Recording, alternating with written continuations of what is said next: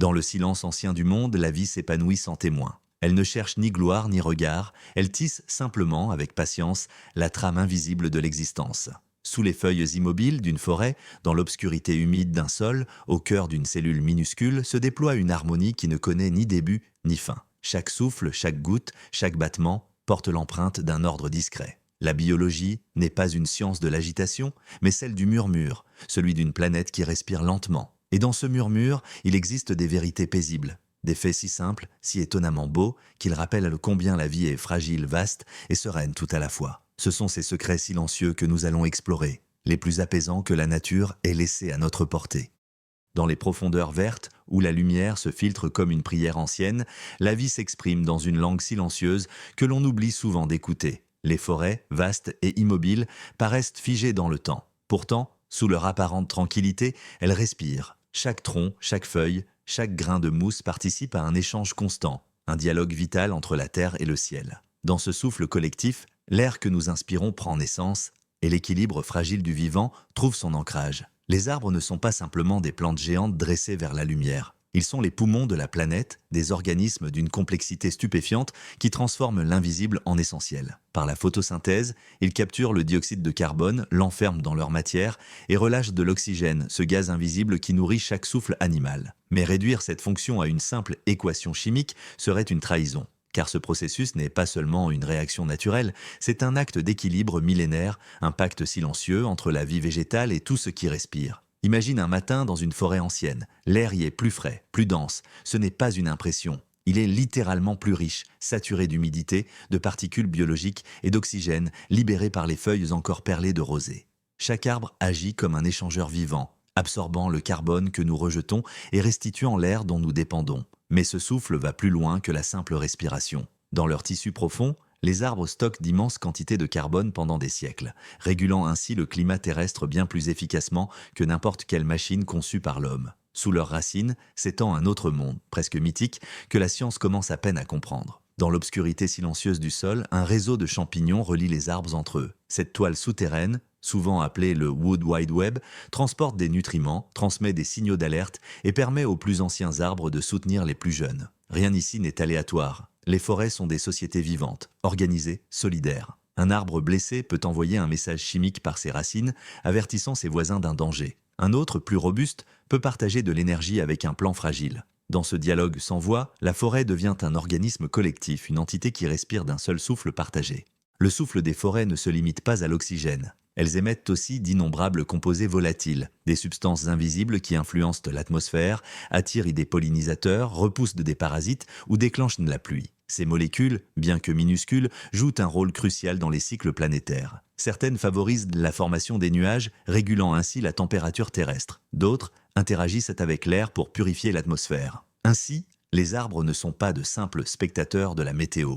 Ils en sont des acteurs silencieux, modifiant le climat local et global depuis des millions d'années. Dans certaines forêts anciennes, notamment les forêts tropicales ou boréales, ce souffle collectif atteint une échelle vertigineuse. Ces écosystèmes absorbent une part considérable du dioxyde de carbone mondial, atténuant les effets du réchauffement climatique. Leur disparition, en revanche, bouleverse cet équilibre délicat. Lorsque les forêts sont brûlées ou défrichées, elles relâchent le carbone qu'elles avaient mis des siècles à enfermer, transformant leur souffle nourricier en souffle étouffant. La planète, privée de ses poumons, respire alors plus difficilement. Mais même dans ce constat préoccupant, il existe une forme de sérénité. Car la nature possède une patience infinie. Là où l'homme détruit, elle tente de reconstruire. Là où les arbres tombent, d'autres germent. Une jeune pousse qui perce le sol ne sait rien de la forêt qu'elle deviendra, mais déjà elle participe au cycle. Son premier souffle est minuscule, presque imperceptible, et pourtant il s'ajoute à celui de millions d'autres. Ensemble, ils maintiennent l'atmosphère stable, nourrissent les océans de pluie, apaisent la température terrestre. C'est un travail silencieux, continu, sans gloire, mais c'est aussi l'un des plus beaux miracles du vivant.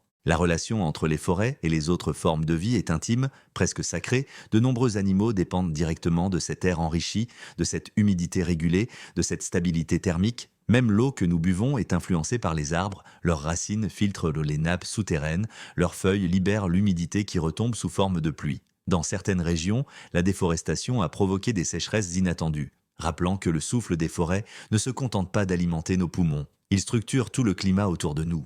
Dans l'histoire de l'humanité, les forêts ont toujours été perçues comme des lieux de mystère et de refuge. Les peuples anciens les considéraient comme des sanctuaires vivants, abritant des esprits, des forces invisibles. Ce regard spirituel, loin d'être naïf, reflétait une vérité profonde. Les forêts sont bien plus que des collections d'arbres. Elles sont des systèmes complexes, anciens, évoluant sur des échelles de temps qui dépassent largement la durée d'une vie humaine. Leur souffle est si lent, si profond, qu'il peut sembler immobile, mais il façonne le monde. Il y a dans ce souffle quelque chose de profondément apaisant. Il nous rappelle que la vie n'a pas besoin de bruit ni de vitesse pour être puissante, que la force peut être tranquille, que la croissance peut être silencieuse. Dans un monde moderne saturé d'agitation, comprendre ce que fait une forêt en silence est une invitation à ralentir, à écouter. Chaque fois que nous respirons profondément, nous participons à un échange qui a commencé bien avant notre naissance et qui continuera bien après notre départ. Ce souffle ancien porte aussi une leçon d'humilité. Les forêts n'ont pas besoin de nous, mais nous avons besoin d'elles. Leur survie n'est pas seulement une question d'écologie, mais une question d'équilibre fondamental. Sans elles, l'air changerait, les pluies cesseraient, les sols s'appauvriraient. Le monde deviendrait un lieu étranger, moins accueillant, moins vivant. Préserver leur souffle, c'est préserver le nôtre. Lorsque le vent traverse les branches, il ne fait pas que murmurer entre les feuilles. Il transporte avec lui l'histoire de millions d'années d'évolution, de symbioses invisibles, d'adaptations patientes. Il porte la mémoire des premiers arbres qui ont façonné l'atmosphère primitive, la trace des forêts disparues et l'espoir de celles qui n'existent pas encore. C'est un langage que la science déchiffre lentement, mais que notre instinct comprend depuis toujours. Ainsi, marcher dans une forêt, c'est respirer un héritage. C'est entrer dans un espace où chaque molécule d'air raconte une histoire ancienne, où chaque souffle est un fragment d'éternité. C'est comprendre que la vie, dans sa forme la plus profonde, ne se manifeste pas par la force, mais par la constance. Et dans ce constat, il y a une paix rare, presque oubliée, celle de savoir que même dans le silence, le monde continue de respirer. Ce souffle discret, persistant, est la fondation sur laquelle tout repose. Il relie les espèces, stabilise les climats, nourrit les océans et façonne les continents. Il est le fil invisible qui tisse la toile du vivant. Et tandis que nous avançons dans cette exploration des merveilles biologiques, souvenons-nous que ce souffle, aussi ancien que la Terre elle-même, est la première et la plus fondamentale des merveilles, celle dont toutes les autres découlent. Car au-delà des racines et des feuilles, ce que les forêts nous enseignent avant tout, c'est que la vie ne se crie pas. Elle se chuchote, lentement, patiemment, depuis l'aube du temps. Et ce murmure nous guide déjà vers d'autres mystères, vers d'autres formes de vie discrètes et essentielles, celles qui s'épanouissent bien plus petites encore que les arbres eux-mêmes. C'est là que notre voyage se poursuit. Dans les profondeurs invisibles du vivant, là où aucune lumière ne parvient et où le regard humain ne peut plonger, se joue une chorégraphie silencieuse dont dépend toute existence. Chaque être vivant, du plus grand arbre à la plus infime bactérie, n'est qu'un assemblage de milliards de petites unités. Les cellules, elles sont discrètes, fragiles, mais leur organisation, leur précision et leur persévérance dépassent tout ce que l'intelligence humaine a pu concevoir. Elles ne dorment jamais, elles ne se reposent pas. Elles s'agitent doucement dans un mouvement perpétuel, orchestrant la symphonie de la vie depuis des milliards d'années. Il est facile d'oublier leur existence. Notre peau, nos muscles, notre cerveau semblent être des structures solides et immuables. Pourtant, chacune de ces parties est en réalité une communauté en constante activité. À chaque instant, d'innombrables cellules se divisent, communiquent, réparent, transportent et meurent pour que l'ensemble persiste. Cette activité incessante n'a rien d'agité. Elle ressemble plutôt à une danse lente et méthodique où chaque pas est mesuré, chaque mouvement harmonisé avec les autres. C'est une chorégraphie dont la grâce réside dans sa patience. Il faut imaginer une seule cellule comme une petite cité vivante. Ses parois en sont les remparts, ses noyaux des centres de décision et ses fluides internes des rivières transportant nutriments et informations. Rien n'y est laissé au hasard. À l'intérieur, des milliers de réactions s'enchaînent sans relâche, transformant l'énergie, construisant de nouvelles structures, éliminant les déchets. Chaque molécule connaît sa place et son rôle, et même les plus infimes déplacements ont une signification. Pourtant, malgré cette activité incessante, l'impression d'ensemble demeure celle d'un calme absolu, d'un ordre ancien qui ne se dérègle jamais vraiment. La communication entre les cellules est l'un des aspects les plus fascinants de cette danse. Elles échangent constamment des signaux chimiques, se transmettant des messages invisibles pour coordonner leurs actions. Certaines avertissent leurs voisines d'un danger, d'autres lancent des appels à l'aide lorsqu'elles sont blessées. Certaines encore décident volontairement de s'autodétruire pour protéger l'ensemble. Dans ce dialogue silencieux, la coopération prime toujours sur l'individualité. La cellule ne vit pas pour elle-même, elle vit pour l'organisme tout entier, comme une note qui, seule, semble insignifiante, mais qui prend tout son sens dans la symphonie. Chaque étape de cette danse cellulaire suit un rythme précis. Lorsqu'une cellule se divise, Elle reproduit fidèlement son contenu, préparant avec soin chaque composant avant de se séparer en deux entités nouvelles. Ce processus, apparemment simple, est l'une des plus grandes prouesses du vivant. Il assure la croissance d'un organisme, sa réparation, son renouvellement. Il permet à une graine minuscule de devenir un arbre gigantesque, à un embryon invisible de se transformer en être complexe. Et pourtant, ce miracle se produit dans un silence absolu, sans fanfare ni éclat.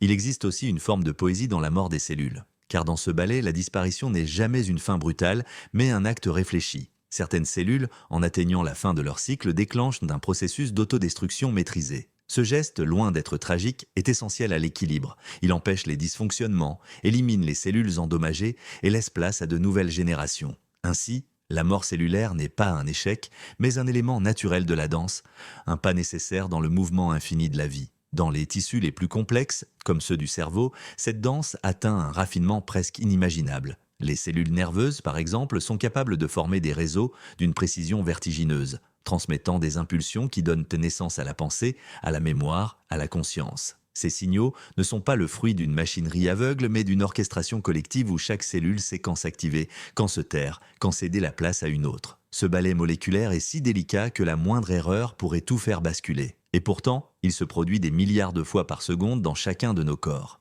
Il est fascinant de constater que, malgré leur complexité, les cellules obéissent toutes à des principes simples. Équilibre, coopération, adaptation, elles ne cherchent pas à dominer ni à surpasser les autres. Elles n'ont pas d'ambition individuelle. Leurs seules intentions, si l'on peut employer ce mot, est de maintenir la vie dans toute sa fluidité. C'est une leçon de modestie et d'harmonie que les sociétés humaines ont souvent oubliée. Le véritable pouvoir ne réside pas dans la force, mais dans la collaboration silencieuse de milliards d'acteurs minuscules œuvrant pour un bien commun. Cette danse lente ne se limite pas aux organismes complexes. Même les formes de vie les plus simples, comme les bactéries, participent à cette chorégraphie universelle. Elles s'adaptent à leur environnement, se partagent des informations génétiques, construisent des communautés entières capables de survivre dans des conditions extrêmes. Leur simplicité n'est pas un signe de faiblesse mais de sagesse. Elles ont trouvé l'équilibre parfait entre autonomie et coopération. C'est pourquoi elles existent depuis des milliards d'années, bien avant les animaux ou les plantes, et continueront probablement d'exister bien après eux. Ce qui rend cette danse si fascinante, c'est aussi sa lenteur. Contrairement aux mouvements visibles du monde, les marées, les vents, les migrations, le ballet cellulaire se déroule dans un temps presque imperceptible. Ces changements sont graduels, ces rythmes subtils. Pourtant, ce sont eux qui façonnent la croissance d'un organisme, la guérison d'une plaie, l'émergence d'une pensée. La lenteur n'est pas une faiblesse, elle est la condition même de la précision. Et dans cette patience, il y a une forme de paix, celle d'un monde qui ne se précipite pas mais qui construit avec soin. Même l'évolution s'inscrit dans ce mouvement. Car si les cellules sont si efficaces aujourd'hui, c'est parce qu'elles ont perfectionné leur danse au fil des âges. Elles ont expérimenté, échoué, réinventé leurs mécanismes encore et encore, jusqu'à trouver des formes d'organisation d'une efficacité presque absolue. Chaque être vivant est le résultat de cette longue histoire d'ajustements invisibles. Nos propres corps sont des archives vivantes, des témoignages silencieux de millions de générations cellulaires qui se sont succédées pour aboutir à ce que nous sommes. Contempler cette danse, c'est aussi réfléchir à notre propre place dans le monde. Nous nous voyons souvent comme des individus autonomes, séparés du reste de la nature. Mais, à l'échelle microscopique, nous sommes des collectifs mouvants, des sociétés entières de cellules qui coopèrent pour faire de nous ce que nous sommes. Nous ne sommes pas des entités isolées, nous sommes des écosystèmes. Et cela change tout. Cela rappelle que l'identité n'est pas une forteresse, mais une mosaïque vivante faite d'innombrables existences. Il y a quelque chose d'étrangement réconfortant dans cette idée. Elle nous relie à tout ce qui vit. Car la danse des cellules qui nous anime est la même que celle qui fait pousser une feuille, battre le cœur d'un oiseau ou fleurir une algue dans l'océan. C'est un langage universel que toutes les formes de vie partagent, une partition que la Terre joue depuis ses origines. Nous sommes tous les variations d'un même thème, des déclinaisons d'un même mouvement. Ainsi, la lente danse des cellules n'est pas seulement un phénomène biologique. C'est une métaphore de la vie elle-même, une succession d'actes minuscules, souvent invisibles, qui ensemble créent quelque chose d'immense. C'est une leçon de patience et d'humilité, mais aussi d'espérance. Car tant que cette danse continue, la vie continue. Et même dans les moments de fragilité, même lorsque tout semble s'arrêter, quelque part dans le silence, des cellules poursuivent de leur ballet discret, reconstruisant, réparant, réinventant. Dans cette chorégraphie perpétuelle, il n'y a ni commencement, ni fin. Il n'y a que le mouvement, lent et infatigable, qui unit toutes les formes de vie dans une même respiration. Et c'est vers d'autres mouvements encore plus essentiels que nous nous tournerons désormais, ceux qui rappellent que, sans un élément si simple et pourtant si mystérieux qu'il échappe souvent à notre attention, aucune de ces danses n'aurait lieu. L'eau, ce fluide, sans lequel rien de ce qui vit ne pourrait exister. C'est là que notre voyage continue. Il existe une vérité si profonde et si ancienne que nous la remarquons à peine, sans l'eau, rien ne vit. Aucun souffle, aucune feuille, aucune cellule ne pourrait exister sans ce liquide silencieux qui coule dans les veines de la planète. L'eau n'est pas seulement une ressource, elle est le fondement même de l'existence, le fil invisible qui relie chaque être vivant, du plus minuscule microbe aux plus vastes forêts. Elle n'est pas inerte comme nous l'imaginons souvent. Elle est active, créatrice, presque consciente dans la façon dont elle façonne, nourrit et relie la vie. L'eau ne se contente pas d'être présente, elle pense, à sa manière, avec la patience d'un élément qui n'a jamais cessé d'agir depuis l'aube des temps. Depuis les origines de la Terre, l'eau a été le berceau de la vie. Bien avant que les continents ne se forment, avant que les forêts n'étendent leurs racines ou que les animaux ne respirent l'air, elle abritait déjà des mondes microscopiques. Dans ses profondeurs se sont assemblées les premières molécules complexes, donnant naissance aux cellules primitives dont nous descendons tous. Chaque goutte portait alors la promesse de l'avenir, chaque vague un élan vers la complexité. L'eau a été la matrice originelle et elle continue de jouer ce rôle dans chaque organisme vivant. À l'intérieur de notre corps, elle circule comme un messager silencieux. Elle transporte les nutriments qui nourrissent les cellules, élimine les déchets, régule la température, facilite les réactions vitales. Elle n'est pas seulement un véhicule, elle est un partenaire actif dans chaque processus biologique. Sans elle, les membranes cellulaires ne pourraient fonctionner. Les enzymes resteraient immobiles, l'énergie ne circulerait plus. L'eau est l'infrastructure invisible de la vie, le milieu dans lequel tout se produit. Elle n'a pas besoin d'être visible pour être essentielle. Comme l'air, elle agit dans l'ombre, discrète mais omniprésente. Ce qui rend l'eau si fascinante, c'est sa capacité à relier ce qui semble séparé. Elle coule entre les racines des plantes, dissout les minéraux de la roche, transporte la vie microscopique dans les océans, relie les continents par les courants marins. Elle est partout à la fois, circulant dans un cycle perpétuel qui ne connaît ni repos ni fin. L'eau qui s'évapore d'un océan peut, des mois plus tard, tomber sous forme de pluie dans une forêt lointaine, s'infiltrer dans le sol, alimenter une rivière, puis repartir vers la mer. Dans ce mouvement, elle relie le ciel à la terre, le passé au futur, l'infime à l'immense. Ce cycle n'est pas seulement physique, il est aussi biologique, car l'eau ne transporte pas que des éléments chimiques, elle transporte la vie elle-même. Dans les océans, elle porte les planctons qui nourrissent les chaînes alimentaires entières. Dans les fleuves, elle disperse les graines et les larves, reliant des écosystèmes éloignés. Dans les nuages, elle abrite parfois des micro-organismes capables d'influencer la formation des pluies. L'eau n'est pas un simple décor où la vie se déroule. Elle en est l'actrice principale, la narratrice silencieuse. Même dans les environnements les plus hostiles, là où la lumière ne pénètre jamais, l'eau demeure le fil conducteur du vivant. Au fond des abysses, autour des sources hydrothermales, elle nourrit des écosystèmes entiers sans lumière solaire. Dans les déserts, elle se cache dans les pores des roches, maintenant en vie des bactéries capables de survivre des siècles sans une seule goutte visible. Là où l'eau disparaît totalement, la vie disparaît aussi. Et là où elle réapparaît, la vie renaît. Ce lien est si absolu qu'il guide même notre quête d'extraterrestres. Chercher la vie ailleurs, c'est d'abord chercher l'eau. Mais au-delà de son rôle biologique, l'eau exerce une influence plus subtile encore. Elle façonne les comportements, les paysages, les civilisations. Les premiers villages humains sont nés au bord des rivières. Les grandes cultures se sont développées autour des fleuves. La migration des animaux suit souvent le tracé des sources et des pluies. Même nos émotions semblent résonner avec elle. Sa présence apaise, son absence inquiète. Peut-être parce que, profondément, nous savons que nous sommes faits d'elle. Plus de la moitié de notre corps en est constitué et chaque cellule vit grâce à elle. Nous ne faisons pas que boire l'eau, nous sommes de l'eau. Dans le monde végétal, son rôle est tout aussi poétique. Elle s'élève lentement des racines vers les feuilles, alimentant chaque cellule, chaque bourgeon. Elle transporte les minéraux, alimente la photosynthèse, régule la température de la plante. Lorsque l'eau s'évapore à travers les feuilles, elle crée une aspiration qui attire de nouvelles gouttes depuis le sol, maintenant le flux vital. Même la rosée du matin, si discrète, n'est pas un simple ornement. Elle est une offrande de l'atmosphère à la vie terrestre, un lien direct entre le ciel et la matière. Dans les océans, l'eau joue une autre partition. Elle absorbe et redistribue la chaleur, tempère le climat, façonne les vents et les saisons. Elle abrite une diversité inimaginable d'êtres vivants, dont beaucoup dépendent des courants pour se déplacer ou se nourrir. Ces courants sont bien plus que des masses en mouvement. Ce sont des routes de vie, des veines planétaires. Sans eux, les océans deviendraient des étendues stagnantes, incapables de soutenir la biodiversité qui y prospère depuis des millions d'années. Il existe aussi une dimension presque philosophique à l'eau. Elle ne résiste pas, elle s'adapte, elle épouse les formes, s'infiltre dans les interstices, contourne les obstacles. Elle peut être douce et immobile, ou violente et indomptable. Elle ne lutte jamais contre le monde, elle le façonne patiemment, goutte après goutte, vague après vague. Dans cette flexibilité se trouve une sagesse que les humains ont souvent admirée. Des traditions spirituelles anciennes ont vu dans l'eau une métaphore de la vie elle-même, fluide, changeante, persistante. Elle nous enseigne que la force n'est pas toujours dans la résistance, mais souvent dans l'adaptation. L'eau est aussi une mémoire. Elle conserve les traces du temps qu'elle traverse. Dans les glaciers, elle enferme l'air d'âges révolus, racontant l'histoire du climat terrestre. Dans les sédiments des lacs, elle dépose des couches qui témoignent de l'évolution des paysages. Même dans nos corps, elle porte les traces de nos histoires biologiques, participant à chaque réaction, chaque sensation, chaque souvenir. Elle est un témoin silencieux du passage du temps, un archiviste patient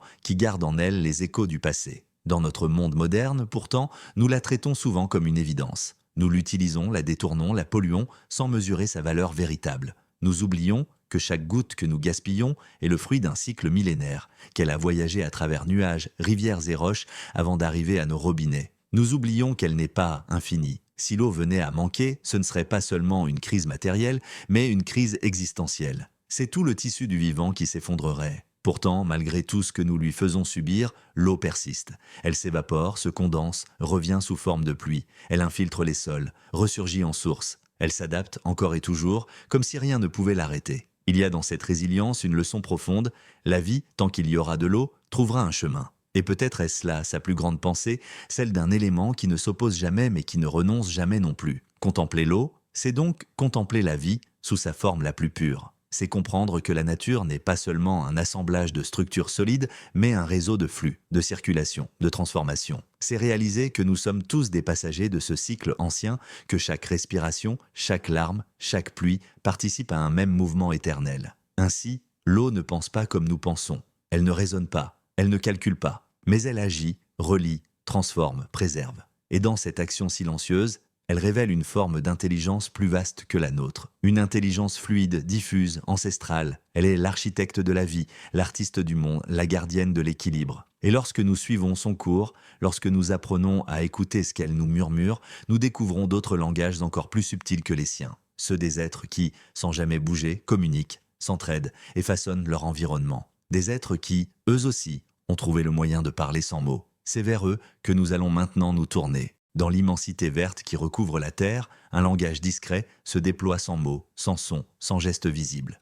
Les plantes, immobiles et muettes en apparence, semblent étrangères à l'idée même de communication. Pourtant, sous leur silence apparent, elles tissent un réseau complexe d'échanges, de signaux et d'interactions d'une sophistication que la science commence à peine à comprendre. Leur langage ne passe ni par la parole ni par l'oreille, mais par des molécules, des vibrations, des impulsions électriques, des parfums. Et dans cette conversation invisible, elles se protègent, s'entraident, manipulent leur environnement, parfois même d'une manière qui semble trahir une forme d'intelligence. Depuis longtemps, les humains ont sous-estimé les plantes. Parce qu'elles ne se déplacent pas, parce qu'elles ne réagissent pas comme les animaux, on les a longtemps considérées comme passives, incapables d'interagir avec le monde autrement que par leur simple présence. Mais à mesure que les chercheurs ont plongé dans leurs structures internes, ils ont découvert un univers de signaux subtils, un véritable langage biologique. Les plantes ne sont pas silencieuses. Elles parlent simplement sur une fréquence que nous n'avions jamais écoutée. L'un des moyens les plus fascinants par lesquels elles communiquent est l'émission de composés chimiques volatiles. Lorsqu'une feuille est attaquée par un insecte, elle libère immédiatement dans l'air des molécules spécifiques. Ces substances, invisibles et imperceptibles pour nous, sont des cris d'alerte. Les plantes voisines, en les percevant, réagissent à leur tour. Elles renforcent leur défense, produisent des toxines, épaississent leur tissu. C'est un message simple mais vital, le danger est proche, prépare-toi. Dans certaines forêts, ce système d'alerte s'étend sur des dizaines de mètres, transformant un espace végétal en véritable réseau d'informations. Cette communication chimique ne se limite pas à l'autodéfense. Certaines plantes s'en servent pour manipuler leur environnement à leur avantage. Certaines fleurs, par exemple, libèrent des parfums qui imitent les phéromones d'insectes femelles pour attirer des mâles qui les polliniseront. D'autres modifient la composition de leurs odeurs en fonction de l'heure du jour, attirant différents pollinisateurs selon leurs besoins. Ce jeu d'arômes n'est pas aléatoire, c'est une stratégie raffinée, une conversation invisible entre le végétal et l'animal. Mais le langage des plantes ne s'exprime pas uniquement dans l'air. Sous terre, un réseau tout aussi sophistiqué se déploie, celui des racines et des champignons. À travers ce réseau, souvent qualifié de toile mycorhizienne, les plantes échangent des nutriments, envoient des signaux d'avertissement, partagent des ressources. Une plante en bonne santé peut transférer une partie de son énergie à une voisine affaiblie. Un arbre attaqué par un parasite peut envoyer un message chimique souterrain à ses congénères. Ce réseau fonctionne comme un système nerveux diffus, reliant des individus séparés en une communauté cohérente. L'idée que les plantes puissent s'entraider remet en question notre vision traditionnelle de la nature comme un espace de compétition constante. Dans les forêts anciennes, par exemple, les arbres adultes transmettent souvent des nutriments aux jeunes pousses qui poussent à l'ombre, leur donnant une chance de survivre. Ce comportement altruiste, bien que purement biologique, évoque un instinct communautaire. La survie de l'espèce, semble-t-il, passe avant celle de l'individu. Et ce principe, inscrit dans leur langage, révèle une intelligence collective subtile. Certaines plantes utilisent même la lumière comme moyen de communication. Leur orientation vers le soleil, leur changement de couleur ou la manière dont elles ouvrent et ferment leurs feuilles sont autant de réponses à des signaux lumineux. Ces réponses influencent souvent les comportements d'autres organismes. Certaines espèces changent la teinte de leurs feuilles pour attirer les insectes lorsqu'elles ont besoin de pollinisation, puis reviennent à une teinte plus terne une fois cette étape accomplie. Ce langage visuel, bien que rudimentaire, n'en est pas moins efficace. Il existe également une forme de communication plus directe, presque tactile. Des études ont montré que certaines plantes réagissent aux vibrations, voire aux sons. Lorsqu'elles sont exposées au bruit d'une chenille qui grignote une feuille, elles déclenchent des mécanismes de défense avant même d'être attaquées. Cela signifie qu'elles perçoivent et interprètent des informations sonores, même sans oreille. Elles ne comprennent pas le son comme nous, mais elles en extraient des signaux exploitables, des messages qui orientent leur comportement. Dans certains cas, cette sensibilité va jusqu'à une forme de mémoire. Des expériences ont révélé que certaines plantes peuvent se souvenir d'un stimulus et adapter leur réaction en conséquence. Si un mouvement répétitif ne présente pas de danger, elles cessent de réagir, économisant ainsi leur énergie. Cette capacité d'apprentissage rudimentaire suggère que leur communication n'est pas seulement une série de réflexes chimiques, mais un processus adaptatif, façonné par l'expérience. Le langage des plantes ne se limite pas à leurs congénères. Elles dialoguent aussi avec les animaux et les micro-organismes. Certaines racines libèrent des substances qui attirent des bactéries bénéfiques capables de fixer l'azote dans le sol. D'autres envoient des signaux chimiques qui découragent les parasites. Certaines espèces vont encore plus loin. Elles libèrent des composés qui modifient le comportement d'insectes herbivores, les poussant à fuir ou à pondre ailleurs. Dans ces interactions, la plante n'est pas une victime passive. Elle est une stratège. Ce réseau d'échanges s'étend jusqu'aux écosystèmes entiers. Dans les forêts tropicales, par exemple, certaines espèces d'arbres synchronisent leur floraison à travers des signaux chimiques et environnementaux communs, maximisant leurs chances de pollinisation. Dans les prairies, certaines graminées libèrent des composés qui ralentissent la croissance des plantes concurrentes, modelant ainsi la composition de l'écosystème. Chaque espèce a sa manière de parler, d'écouter, d'influencer, et ensemble, elles créent un tissu de communication complexe et évolutif. Ce langage silencieux nous invite à repenser la notion même d'intelligence. Nous avons longtemps défini l'intelligence par la capacité à raisonner, à résoudre des problèmes ou à utiliser des outils. Mais les plantes montrent qu'il existe d'autres formes d'intelligence, plus lentes, plus diffuses, mais tout aussi efficaces. Leur communication est décentralisée, collective, souvent anticipative. Elle repose sur l'adaptation plutôt que sur la domination, sur la coopération plutôt que sur la compétition. Dans ce monde végétal, la patience est une force. Les réponses peuvent prendre des heures, des jours, parfois des saisons entières.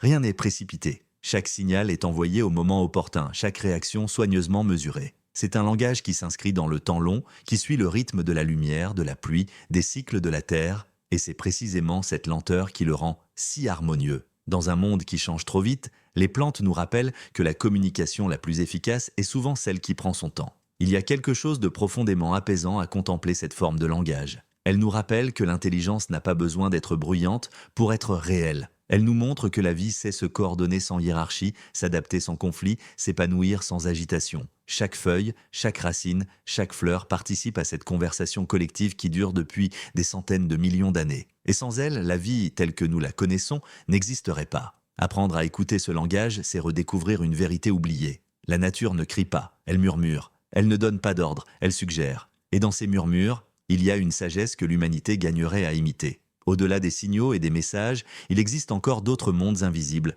d'autres acteurs minuscules qui communiquent à leur manière et dont l'importance dépasse de loin leur taille. Ce sont eux, pourtant invisibles à l'œil nu, qui soutiennent l'équilibre de la vie sur Terre. Et c'est vers eux que notre exploration va maintenant se tourner.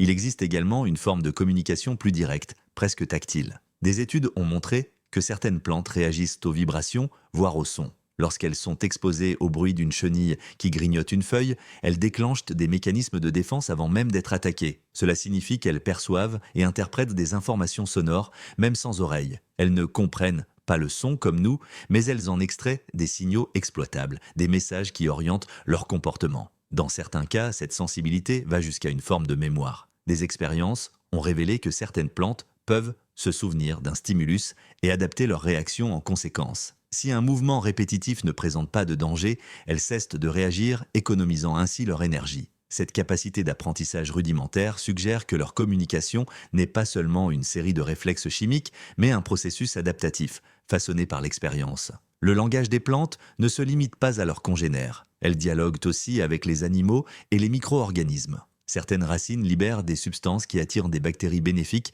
capables de fixer l'azote dans le sol. D'autres envoient des signaux chimiques qui découragent les parasites. Certaines espèces vont encore plus loin. Elles libèrent des composés qui modifient le comportement d'insectes herbivores, les poussant à fuir ou à pondre ailleurs. Dans ces interactions, la plante n'est pas une victime passive. Elle est une stratège. Ce réseau d'échanges s'étend jusqu'aux écosystèmes entiers. Dans les forêts tropicales, par exemple, certaines espèces d'arbres synchronisent leur floraison à travers des signaux chimiques et environnementaux communs, maximisant leurs chances de pollinisation. Dans les prairies, certaines graminées libèrent des composés qui ralentissent la croissance des plantes concurrentes, modelant ainsi la composition de l'écosystème. Chaque espèce a sa manière de parler, d'écouter, d'influencer, et ensemble, elles créent un tissu de communication complexe et évolutif. Ce langage silencieux nous invite à repenser la notion même d'intelligence. Nous avons longtemps défini l'intelligence par la capacité à raisonner, à résoudre des problèmes ou à utiliser des outils. Mais les plantes montrent qu'il existe d'autres formes d'intelligence, plus lentes, plus diffuses, mais tout aussi efficaces. Leur communication est décentralisée, collective, souvent anticipative. Elle repose sur l'adaptation plutôt que sur la domination, sur la coopération plutôt que sur la compétition. Dans ce monde végétal, la patience est une force. Les réponses peuvent prendre des heures, des jours, parfois des saisons entières. Rien n'est précipité. Chaque signal est envoyé au moment opportun, chaque réaction soigneusement mesurée. C'est un langage qui s'inscrit dans le temps long, qui suit le rythme de la lumière, de la pluie, des cycles de la Terre. Et c'est précisément cette lenteur qui le rend si harmonieux. Dans un monde qui change trop vite, les plantes nous rappellent que la communication la plus efficace est souvent celle qui prend son temps. Il y a quelque chose de profondément apaisant à contempler cette forme de langage. Elle nous rappelle que l'intelligence n'a pas besoin d'être bruyante pour être réelle. Elle nous montre que la vie sait se coordonner sans hiérarchie, s'adapter sans conflit, s'épanouir sans agitation. Chaque feuille, chaque racine, chaque fleur participe à cette conversation collective qui dure depuis des centaines de millions d'années. Et sans elle, la vie, telle que nous la connaissons,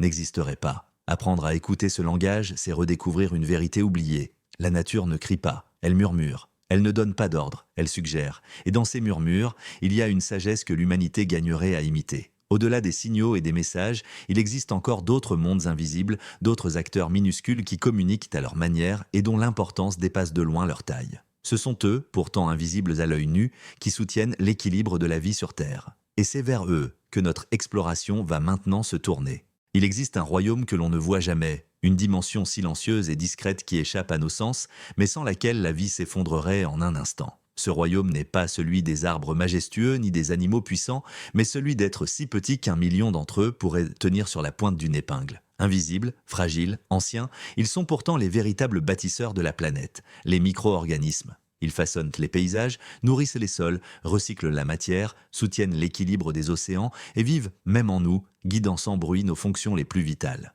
Ils sont les architectes du minuscule, et sans leur œuvre patiente, la vie telle que nous la connaissons n'existerait pas. Depuis les origines de la Terre, bien avant les dinosaures, les forêts ou même l'oxygène atmosphérique, ces formes de vie étaient déjà là. Elles ont été les premières à émerger dans l'eau primitive, transformant une planète stérile en un monde habitable. Certaines ont inventé la photosynthèse, libérant l'oxygène qui a rendu possible l'évolution d'êtres plus complexes. D'autres ont appris à recycler les nutriments essentiels, à décomposer les minéraux, à transformer l'azote de l'air en matière utilisable. En silence, elles ont préparé le terrain pour toutes les formes de vie futures. Chaque arbre, chaque animal, chaque humain est l'héritier de leur œuvre ancienne. Dans le sol sous nos pieds, une poignée de terre contient plus de micro-organismes que d'humains sur Terre. Bactéries, champignons, archées, protozoaires, virus, tous participent à une mécanique complexe, une danse moléculaire où rien n'est gaspillé. Lorsqu'une feuille tombe au sol, ce sont eux qui la décomposent, la transforment en éléments nutritifs que les plantes réabsorberont. Sans eux, la matière morte s'accumulerait,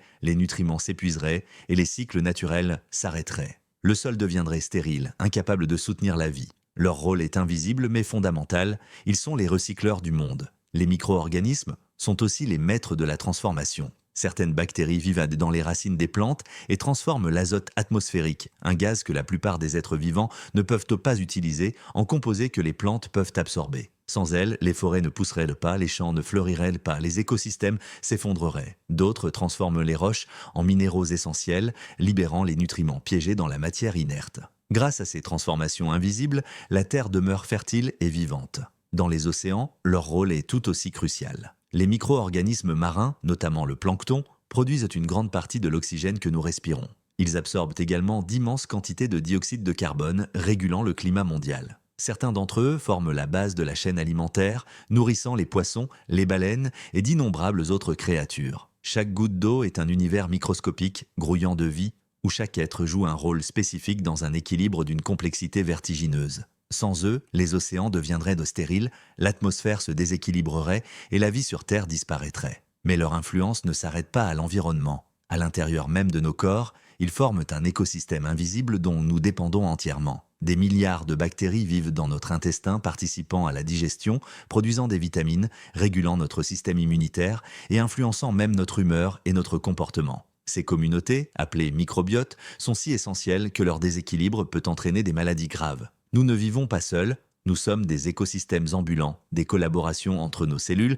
et des milliards de partenaires microscopiques. Il est fascinant de constater que, malgré leur simplicité apparente, ces organismes possèdent une adaptabilité extraordinaire. Ils vivent dans les environnements les plus extrêmes, sous les glaces polaires, dans les volcans, au fond des océans, dans les entrailles des roches. Certains survivent à des radiations mortelles, d'autres prospèrent dans des conditions acides ou alcalines qui tueraient toute autre forme de vie. Leur résilience témoigne de leur importance. Ils sont les pionniers du vivant, capables de coloniser les lieux les plus hostiles et de préparer le terrain pour d'autres.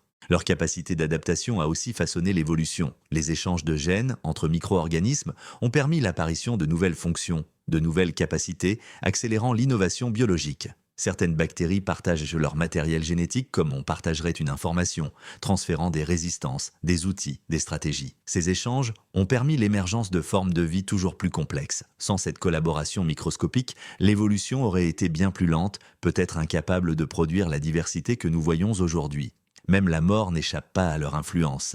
Lorsqu'un être vivant meurt, ce sont les micro-organismes qui décomposent son corps, le restituant à la terre, le réintégrant dans le cycle de la matière. Ce processus, loin d'être une simple décomposition, est une renaissance. Ce qui fut vie devient nourriture, ce qui fut mouvement devient substrat pour de nouvelles formes de vie. Les micro-organismes sont les passeurs silencieux entre la mort et la vie, ceux qui ferment le cercle pour mieux le recommencer. Leur rôle dépasse aussi le biologique pour toucher à l'histoire de la planète elle-même. Ils ont modifié l'atmosphère, créé les conditions nécessaires à la formation de continents fertiles, influencé les climats et les cycles géologiques. Chaque couche de roche, chaque sédiment, chaque trace fossile porte la marque de leur activité. Même aujourd'hui, ils continuent de sculpter la terre, formant des structures de minérales, participant à la création de sols et influençant le cours des rivières et des océans. Leur empreinte est partout, même si nous ne la voyons pas. Il est difficile d'imaginer que des êtres si petits puissent exercer un pouvoir aussi immense. Pourtant, c'est dans leur nombre, leur diversité et leur persistance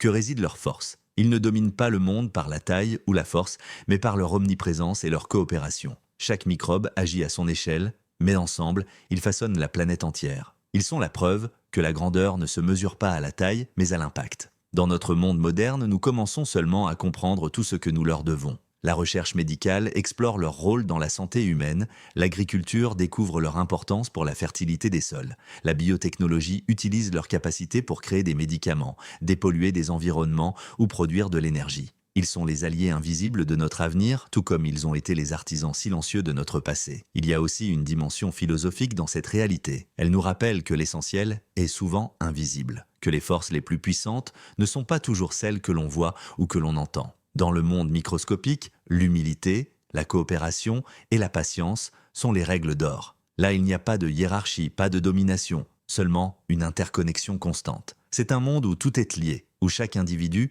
aussi insignifiant soit-il, joue un rôle dans l'ensemble. Contempler ce royaume minuscule, c'est regarder dans un miroir qui reflète notre propre existence. Nous aussi faisons partie d'un réseau, d'un système plus vaste que nous aussi dépendons de forces invisibles pour survivre. Et comme les micro-organismes, notre force collective dépasse de loin celle de chacun pris isolément. Il y a une leçon de modestie et d'unité dans cette réalité microscopique, une leçon que l'humanité gagnerait à écouter. Dans le silence des sols, dans l'obscurité des abysses, dans les replis cachés de nos corps, ces architectes invisibles continuent leur œuvre, infatigables et discrets. Ils bâtissent, détruisent, recyclent, réinventent, sans jamais s'arrêter. Leur monde est le fondement du nôtre, leur activité la base sur laquelle repose toute la vie. Et lorsque l'on comprend leur importance, on commence à percevoir d'autres forces tout aussi essentielles, tout aussi silencieuses, celles qui transforment la lumière en nourriture, qui relient l'énergie du soleil à la matière vivante, car au-delà de l'infiniment petit, il existe un autre miracle, celui par lequel l'immatériel devient vie. C'est ce miracle que nous allons maintenant explorer. Depuis les débuts du monde, une force silencieuse descend du ciel et baigne la terre d'une énergie invisible. Elle traverse les nuages, se faufile entre les feuilles, caresse les océans et s'invite jusque dans les cellules. Cette force, c'est la lumière, elle ne se contente pas d'illuminer le monde. Elle nourrit, sculpte et maintient la vie. Sans elle, notre planète serait une sphère froide et stérile, plongée dans un silence éternel. Grâce à elle, chaque feuille, chaque algue, chaque brin d'herbe est devenue une fabrique vivante, transformant l'immatériel en matière, le rayonnement en nourriture. Ce processus, que l'on appelle photosynthèse, est bien plus qu'une réaction biologique. C'est un langage ancien, une mémoire inscrite dans chaque fibre du vivant qui relie la lumière des étoiles à l'essence même de la vie. La photosynthèse est un acte de conversion. Elle capte la lumière du soleil et la transforme en énergie chimique utilisable par les êtres vivants. Mais cette définition scientifique, bien que précise, ne dit rien de la poésie du phénomène. Imagine une feuille exposée au soleil. Elle semble immobile, presque endormie. Pourtant, à l'intérieur de ces cellules, une activité intense se déploie. Les pigments captent les photons comme des antennes sensibles, les transforment en impulsions d'énergie, puis les utilisent pour assembler des molécules simples en substances nutritives. Ce qui était lumière devient sucre. Ce qui était immatériel devient matière. Ce qui était fugitif devient durable. Dans ce geste se cache l'un des plus grands miracles du vivant. La beauté de ce processus réside dans sa simplicité et son universalité. Des forêts tropicales aux prairies arides, des algues marines aux mousses polaires, des bactéries primitives aux arbres millénaires, la photosynthèse opère partout. Elle est la base de presque toutes les chaînes alimentaires. Elle alimente les plantes, qui nourrissent les herbivores, qui nourrissent les carnivores, et ainsi de suite jusqu'à nous. Chaque bouchée que nous portons à notre bouche est, en dernière analyse, un morceau de lumière transformée. Même la chair des animaux carnivores est indirectement faite de soleil. Nous sommes tous, d'une certaine manière, des enfants de la lumière. Ce lien intime entre lumière et vie remonte aux origines. Les premières formes de photosynthèse sont apparues il y a des milliards d'années, bien avant l'existence de plantes. Des bactéries primitives, en exploitant l'énergie solaire, ont modifié l'atmosphère terrestre, libérant de l'oxygène et rendant possible l'émergence d'organismes complexes. Elles ont transformé une planète hostile en un monde habitable. L'air que nous respirons aujourd'hui, la couche d'ozone qui nous protège, même les océans bleus et le ciel limpide doivent leur existence à ce processus. La lumière n'a pas seulement nourri la vie, elle l'a rendue possible. La photosynthèse est aussi une mémoire collective. Elle porte en elle des traces du passé lointain, des solutions que la vie a trouvées pour survivre. Chaque pigment, chaque structure cellulaire, chaque étape du processus est le résultat d'une longue histoire d'adaptation et de perfectionnement. Les plantes ont appris à orienter leurs feuilles pour capter la lumière la plus efficace, à ouvrir et fermer leurs stomates pour éviter la perte d'eau, à stocker l'énergie pour les périodes sombres. Certaines algues ont même développé des pigments capables d'utiliser la lumière filtrée des profondeurs marines. Rien n'est laissé au hasard, chaque détail témoigne d'une mémoire inscrite dans l'ADN, transmise de génération en génération. La lumière, pourtant, ne se contente pas de nourrir, elle guide. Elle dicte les rythmes biologiques, synchronise les comportements, façonne les saisons de la vie. Les plantes perçoivent non seulement l'intensité de la lumière, mais aussi sa couleur, sa durée, son angle. Elles savent quand germer, quand fleurir, quand perdre leurs feuilles. Elles utilisent la lumière comme une horloge, une boussole, un calendrier. Même les animaux, y compris nous, ne peuvent y échapper. Notre sommeil, notre humeur, notre santé dépendent de la lumière du jour. Elle est un fil invisible qui relie nos corps au cosmos. Dans les profondeurs des océans, là où la lumière faiblit, elle continue d'exercer son influence. Certaines bactéries utilisent l'énergie chimique plutôt que la lumière, mais même là, les écosystèmes dépendent indirectement de la photosynthèse qui alimente la surface.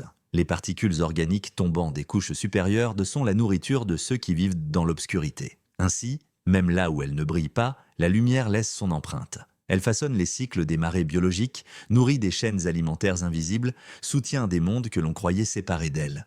La photosynthèse a aussi une dimension esthétique et philosophique. Elle nous rappelle que la vie sait tirer parti de ce qui semble intangible. Elle transforme l'éphémère en durable, le flux en structure. Elle nous enseigne que ce qui semble immatériel peut être la base de tout ce qui est concret. Ce principe, profondément ancré dans le vivant, est aussi une métaphore de la créativité de la nature. La lumière, chose que l'on ne peut saisir, devient nourriture, bois, chair, souffle. Dans cette transformation, il y a une forme de sagesse, celle de ne jamais gaspiller ce que l'univers offre, même s'il paraît insaisissable. Le rôle de la lumière dépasse le monde végétal. Certaines bactéries animales ont développé des relations symbiotiques avec des organismes photosynthétiques, empruntant leur capacité à convertir l'énergie solaire. Certaines espèces de coraux, par exemple, abritent des algues microscopiques dans leurs tissus, qui leur fournissent l'énergie nécessaire à la construction de récifs gigantesques. Ces collaborations montrent que la lumière ne profite pas seulement aux plantes, mais à l'ensemble du vivant, directement ou indirectement. Elle est un langage partagé, un bien commun, un moteur universel. La mémoire de la lumière est aussi inscrite dans nos propres corps. L'énergie que nous utilisons pour bouger, penser, aimer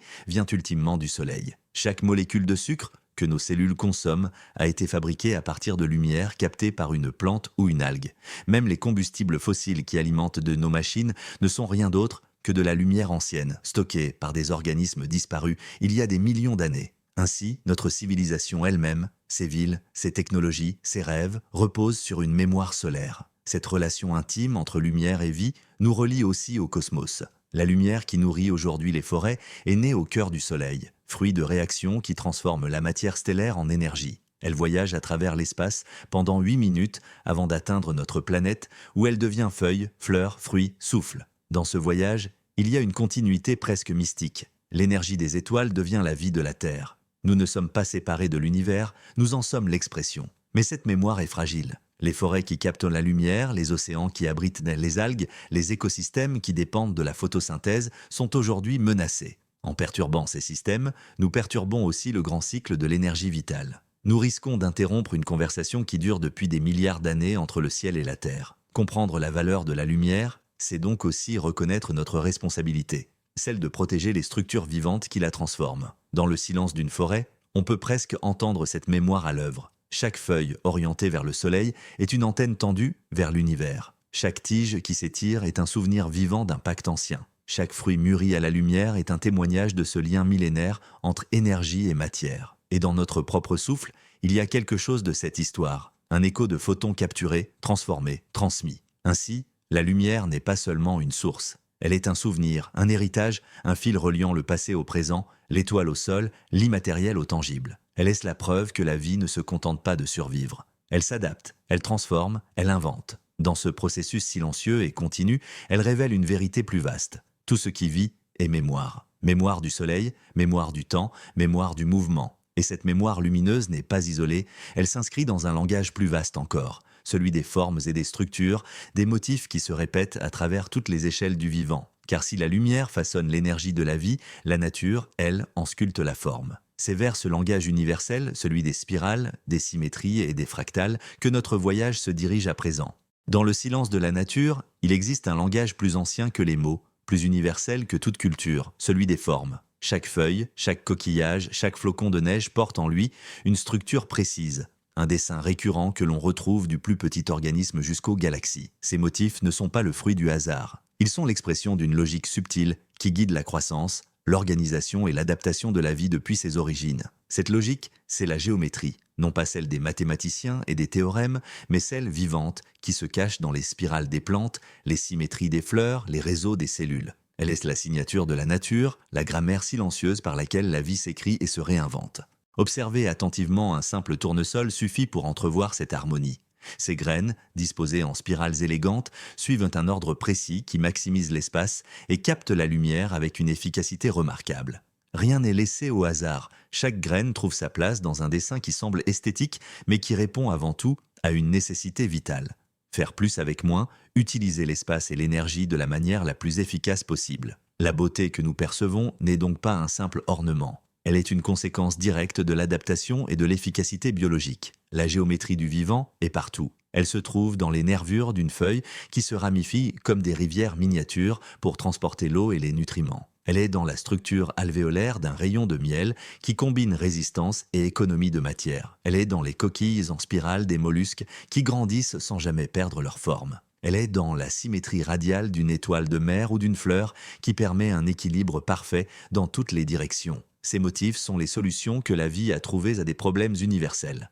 Comment croître sans s'effondrer? Comment résister tout en restant souple? Comment s'adapter sans se perdre? Même à l'échelle microscopique, la nature ne cesse de dessiner. Les virus adoptent souvent des formes parfaitement géométriques, comme les polyèdres, car celles-ci offrent une stabilité maximale avec un minimum de ressources. Les cellules, elles, s'organisent en motifs hexagonaux ou polygonaux pour se lier efficacement les unes aux autres. Dans les tissus végétaux, les cellules forment des mosaïques complexes qui optimisent la lumière, l'espace et l'échange de nutriments. À chaque niveau d'organisation, la forme est au service de la fonction et la fonction façonne la forme. Ce qui rend cette géométrie fascinante, c'est qu'elle transcende les espèces et les échelles. Les mêmes motifs se répètent du microcosme au macrocosme. Les ramifications des bronches humaines rappellent celles des racines des arbres. Les réseaux neuronaux ressemblent étrangement aux réseaux de mycélium souterrain. Les filaments d'une toile d'araignée évoquent la structure des galaxies. Cette récurrence suggère que la vie suit des principes universels, qu'il existe une sorte d'architecture fondamentale qui traverse toute la nature. Ce n'est pas une coïncidence, c'est le signe d'une intelligence profonde inscrite dans les lois mêmes de la croissance.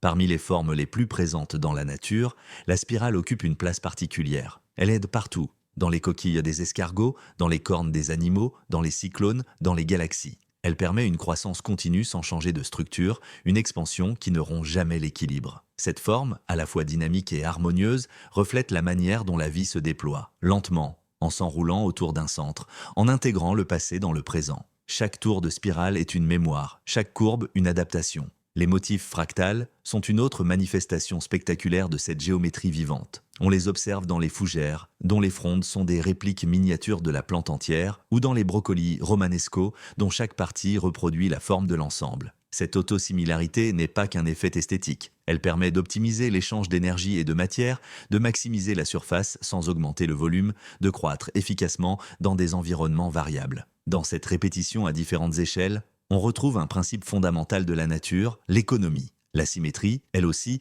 joue un rôle essentiel. Beaucoup de fleurs présentent une symétrie radiale attirant les pollinisateurs de toutes les directions. Les animaux possèdent souvent une symétrie bilatérale qui facilite le mouvement et l'équilibre.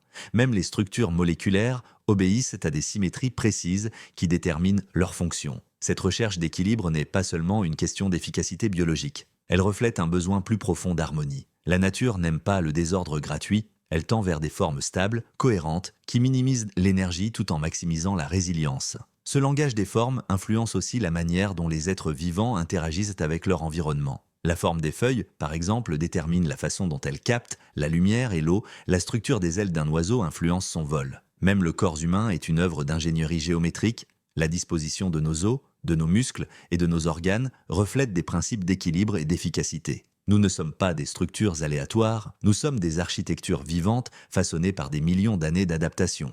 La géométrie du vivant est également liée au temps. Les formes évoluent, se transforment, s'ajustent. Une plante change l'orientation de ses feuilles au fil de la journée. Une coquille s'élargit au fur et à mesure de la croissance de l'animal. Un arbre adapte la forme de ses branches en fonction du vent et de la lumière. La géométrie n'est pas figée. Elle est fluide, capable de répondre aux contraintes changeantes du monde. Dans ce mouvement, il y a une leçon de souplesse. L'harmonie n'est pas une rigidité, mais une capacité à s'adapter sans perdre son essence. Il existe aussi une dimension spirituelle dans cette géométrie naturelle. Depuis des millénaires, les humains ont reconnu la beauté et l'ordre qui émanent de ces formes. Les spirales, les cercles, les motifs répétitifs se retrouvent dans l'art, l'architecture et les symboles sacrés de nombreuses cultures. Ils ne sont pas seulement esthétiques, ils expriment notre intuition que la vie obéit à des lois profondes, qu'il existe une unité sous-jacente entre le vivant et le cosmos. En observant un coquillage ou une fleur, nous ne voyons pas seulement une forme, nous percevons une vérité universelle. Cette vérité nous rappelle que la beauté n'est pas un luxe, mais une nécessité biologique. Les formes harmonieuses sont souvent les plus efficaces, les plus durables, les plus adaptées. Ce que nous appelons beauté est souvent le reflet d'une fonctionnalité optimale. Lorsque nous trouvons une fleur belle ou une coquille fascinante, c'est peut-être parce que notre esprit reconnaît inconsciemment l'ordre, l'équilibre, l'intelligence qu'elles incarnent. Dans cette perspective, la géométrie du vivant est bien plus qu'un ensemble de motifs. C'est un langage que la nature utilise pour résoudre des problèmes, pour transmettre des informations, pour assurer la survie. C'est une mémoire inscrite dans les formes, une sagesse encodée dans la matière. Elle nous enseigne que la vie n'est pas seulement une question de matière et d'énergie, mais aussi d'organisation et de structure. C'est l'art de transformer le chaos en harmonie, le désordre en ordre. Contempler cette géométrie, c'est contempler l'intelligence de la vie elle-même. C'est comprendre que chaque forme que nous voyons, aussi simple soit-elle, est le résultat d'innombrables essais, d'adaptations patientes, de compromis subtils entre contraintes et opportunités. Rien n'est arbitraire, tout est signifiant. Et dans ce langage silencieux, nous pouvons lire l'histoire de la vie, de ses origines jusqu'à son présent. Mais au-delà des formes visibles, il existe d'autres mouvements, d'autres rythmes qui orchestrent la vie à une échelle encore plus intime.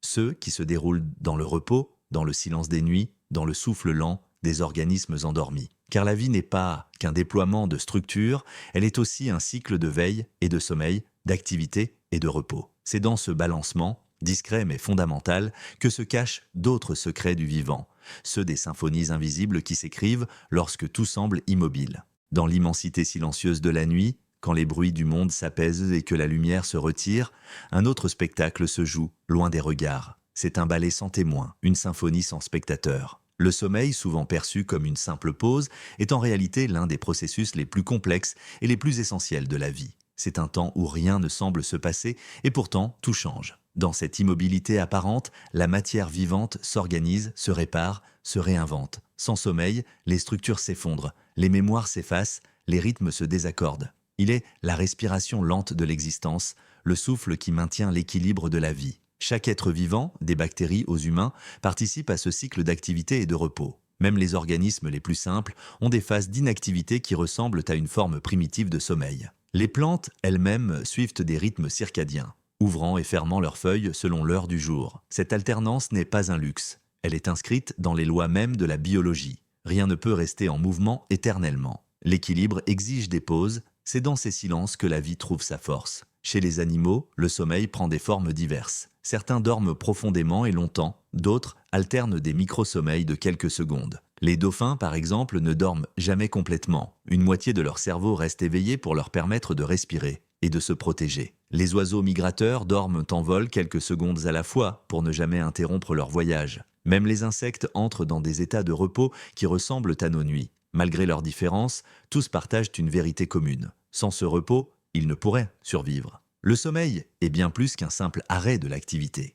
Il est un temps de réparation et de régénération. Chez les mammifères, c'est durant le sommeil que les cellules réparent les dommages accumulés pendant la journée, que les tissus se reconstruisent, que le système immunitaire se renforce, les hormones essentielles à la croissance, à la reproduction et au maintien de l'équilibre interne sont produites dans l'obscurité du repos. C'est une forge silencieuse où le corps se renouvelle, loin des exigences du monde extérieur. Mais l'importance du sommeil ne se limite pas au corps, elle concerne aussi l'esprit. Dans le cerveau, le sommeil joue un rôle fondamental dans l'organisation des souvenirs. Les expériences vécues pendant la journée sont triées, classées, consolidées. Certaines sont effacées pour libérer de l'espace, d'autres sont renforcées pour être conservées à long terme. Ce processus transforme la mémoire brute en savoir, l'information en connaissance. Il participe aussi à la créativité. C'est souvent dans les rêves ou au réveil que naissent les idées les plus originales, comme si l'esprit profitait de la nuit pour explorer sans contrainte. Le sommeil est également un architecte des émotions. Lorsque nous dormons, les circuits neuronaux liés aux sentiments se réorganisent.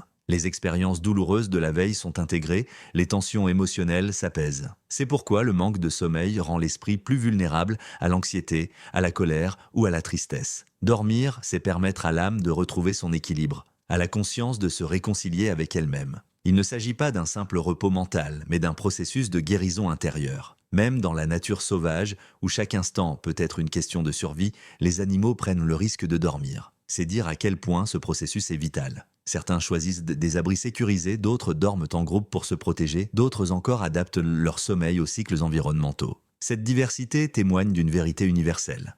La vie ne peut pas se maintenir sans ces moments de vulnérabilité. Dormir, c'est faire confiance au monde, même pour un instant. La régularité du sommeil est elle aussi fondamentale. Presque tous les êtres vivants suivent des rythmes circadiens, ces cycles de 24 heures, qui régulent l'alternance entre veille et repos. Ces rythmes sont influencés par la lumière, la température, les saisons. Ils sont profondément enracinés dans notre biologie, héritée de milliards d'années d'adaptation au cycle jour-nuit de la Terre. Lorsque ces rythmes sont perturbés, par l'éclairage artificiel, le travail nocturne ou le stress, l'organisme tout entier en souffre. Les fonctions physiologiques se dérèglent, les humeurs se déséquilibrent, les défenses immunitaires s'affaiblissent. Le sommeil n'est pas seulement un besoin, c'est un ancrage. Dans les océans, les forêts, les déserts, chaque forme de vie s'accorde sur cette symphonie invisible. Certaines plantes libèrent leur parfum uniquement la nuit, profitant de l'absence de vent pour attirer des pollinisateurs spécifiques. D'autres ferment leurs stomates pour conserver l'eau. Les animaux nocturnes s'éveillent précisément quand d'autres s'endorment,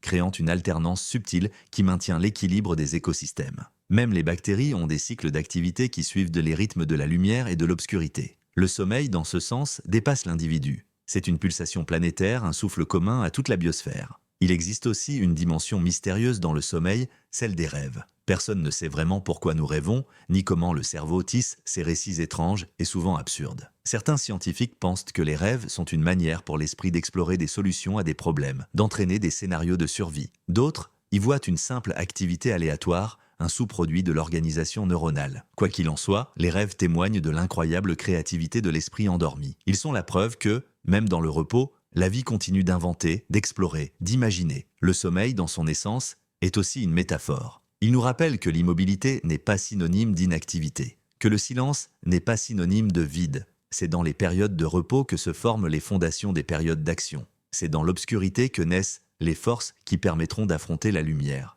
Cette alternance est inscrite partout, dans les cycles des saisons, dans le va-et-vient des marées, dans les rythmes du cœur. La vie elle-même n'est qu'une succession de phases d'expansion et de repli, d'élan et de repos. Dans notre monde moderne, nous avons tendance à mépriser le sommeil, à le considérer comme une perte de temps. Pourtant, il est une nécessité aussi fondamentale que la respiration ou l'alimentation. Le négliger, c'est affaiblir chaque aspect de notre existence. C'est couper le fil qui relie nos corps et nos esprits au rythme naturel. Restaurer le respect du sommeil, c'est restaurer l'harmonie avec la vie elle-même. Il y a quelque chose de profondément apaisant à contempler cette réalité. Chaque nuit, tandis que nous fermons les yeux, le monde se régénère. Les forêts respirent différemment, les océans se réorganisent, les animaux se reposent ou s'activent selon leurs besoins. Tout se met au diapason d'un rythme silencieux, d'une symphonie que nous ne percevons pas consciemment, mais qui nous traverse en permanence.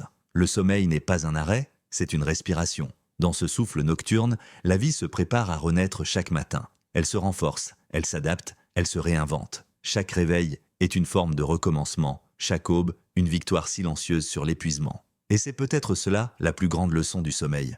Il nous rappelle que la vie n'est pas une ligne droite, mais une oscillation. Elle avance en se retirant, elle progresse en se reposant. À travers cette alternance vitale, un autre mouvement encore plus profond se joue. Celui qui a permis à la vie de se transmettre, de se perpétuer, de se transformer au fil des âges. Car au-delà du repos et du réveil, il existe un autre cycle, plus ancien encore, celui qui relie chaque être vivant à ceux qui l'ont précédé. Celui de l'héritage inscrit dans la matière même de la vie. C'est ce cycle que nous allons maintenant explorer dans la danse éternelle qui relie le passé au présent, la danse de l'ADN.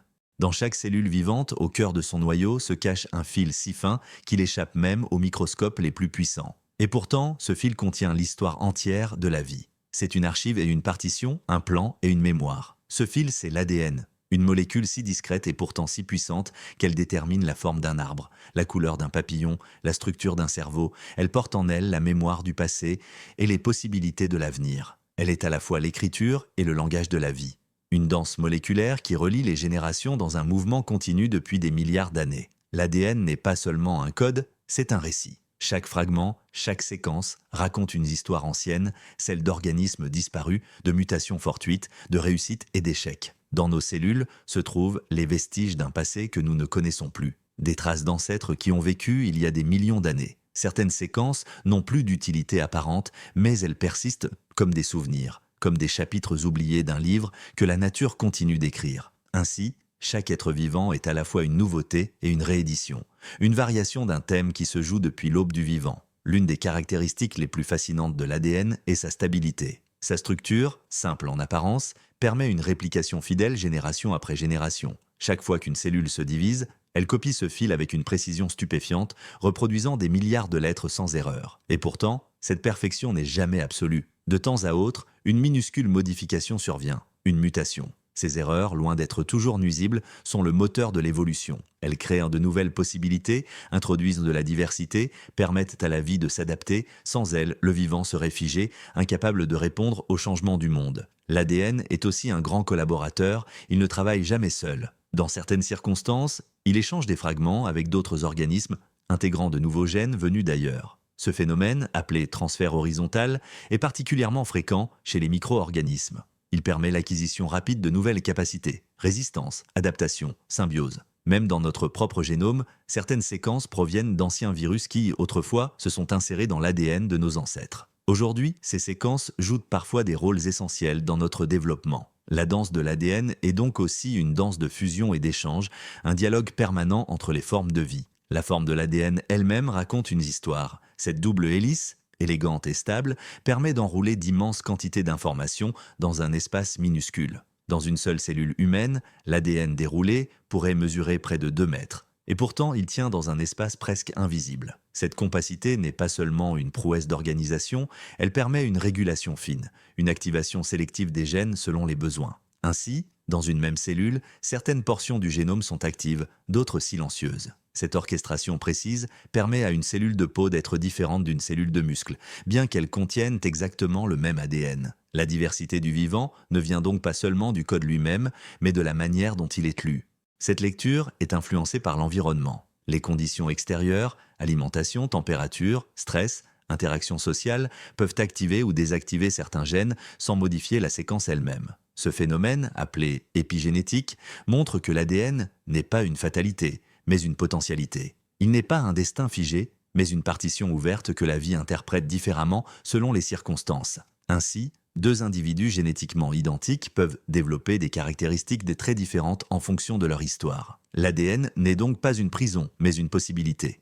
La transmission de l'ADN est un autre aspect fascinant de cette danse. À chaque génération, il se mélange, se recombine, se réorganise, créant de nouvelles combinaisons uniques. Ce processus assure à la fois la continuité et la diversité. Nous portons les gènes de nos parents, mais dans une combinaison qui n'a jamais existé auparavant. Chaque être vivant est donc à la fois une répétition et une innovation, une continuité et une rupture. Ce double mouvement, conservé et transformé, est au cœur de l'évolution. C'est lui qui permet à la vie de se maintenir tout en changeant, d'être stable tout en s'adaptant. L'ADN ne dicte pas seulement ce que nous sommes, il influence aussi ce que nous devenons. Au fil du temps, les pressions de l'environnement façonnent le génome, favorisant certaines mutations, éliminant d'autres. C'est un dialogue constant entre le hasard et la nécessité, entre la variation et la sélection. Ce dialogue ne s'arrête jamais. Il se poursuit dans chaque génération, dans chaque organisme, dans chaque cellule. La vie, ainsi, n'est jamais figée. Elle est un mouvement perpétuel, une adaptation continue à un monde en changement. Ce dialogue se manifeste aussi dans notre relation à d'autres espèces. Beaucoup de plantes et d'animaux ont évolué ensemble, échangeant des pressions sélectives qui ont sculpté leurs gènes. Les fleurs ont façonné les insectes qui les pollinisent,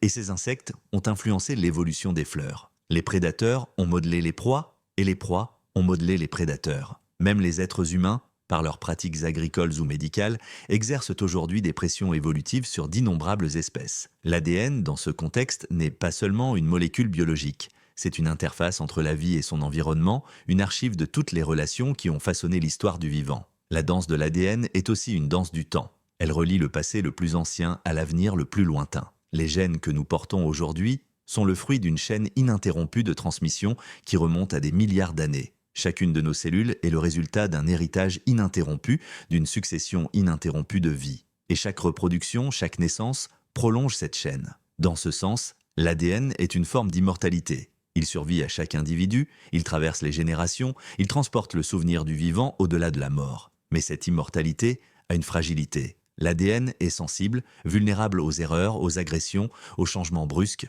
La pollution, les radiations, les substances chimiques peuvent altérer son intégrité. Même l'évolution rapide que nous imposons à certaines espèces par nos activités peut perturber son équilibre. Cette fragilité nous rappelle que, bien qu'il soit un fil de continuité, il n'est pas indestructible. Préserver la diversité génétique, protéger les écosystèmes, respecter les rythmes naturels, c'est protéger cette danse éternelle dont nous sommes les héritiers. Dans cette perspective, chaque être vivant est bien plus qu'un individu isolé. Il est une page dans un livre collectif, une note dans une symphonie écrite depuis l'origine de la vie. Nous portons en nous les traces d'un océan primitif, d'anciennes bactéries, de plantes anciennes, d'animaux disparus. Nous sommes la somme de toutes ces histoires, la continuation de toutes ces vies, et nous ne faisons que préparer la scène pour celles qui viendront après nous. Contempler l'ADN, c'est donc contempler le temps lui-même, un temps qui ne s'écoule pas en ligne droite, mais en spirale, se réinventant sans cesse tout en portant la mémoire de ce qui fut. C'est comprendre que la vie n'a pas commencé avec nous et ne s'arrêtera pas avec nous. Elle est un flux, un mouvement, une danse ininterrompue. Et dans cette danse, Il existe des êtres dont la lenteur et la patience défient notre compréhension du temps, des organismes qui construisent sur des siècles ce que nous détruisons en quelques instants. Ce sont les bâtisseurs silencieux des profondeurs, les créateurs d'architecture vivante qui témoignent de la persistance de la vie. C'est vers eux, les coraux, que notre voyage se tourne maintenant. Sous la surface tranquille des mers tropicales, dans le bleu profond, où la lumière se brise en éclats mouvants, s'étendent des cités vivantes que l'œil humain peine à imaginer. Elles ne se dressent pas vers le ciel comme les forêts, elles ne s'élancent pas comme les montagnes, et pourtant elles sont parmi les structures biologiques les plus vastes, les plus anciennes et les plus importantes de la planète. Ce sont les récifs coralliens, des architectures patientes, bâties millimètre après millimètre, année après année, par des organismes si fragiles qu'un simple changement de température peut les détruire. Leur existence est une leçon de lenteur, de persévérance et d'équilibre. Dans un monde où tout va vite, les coraux nous rappellent que la vie la plus durable est celle qui prend son temps. À première vue, un récif de corail semble être une simple formation rocheuse colorée, une sculpture figée sous l'eau. Mais il est en réalité un assemblage d'êtres vivants, des millions de petits polypes, chacun minuscule, qui vivent en colonies serrées. Chaque polype sécrète un squelette calcaire autour de lui et, génération après génération, ces structures s'accumulent pour former des barrières gigantesques,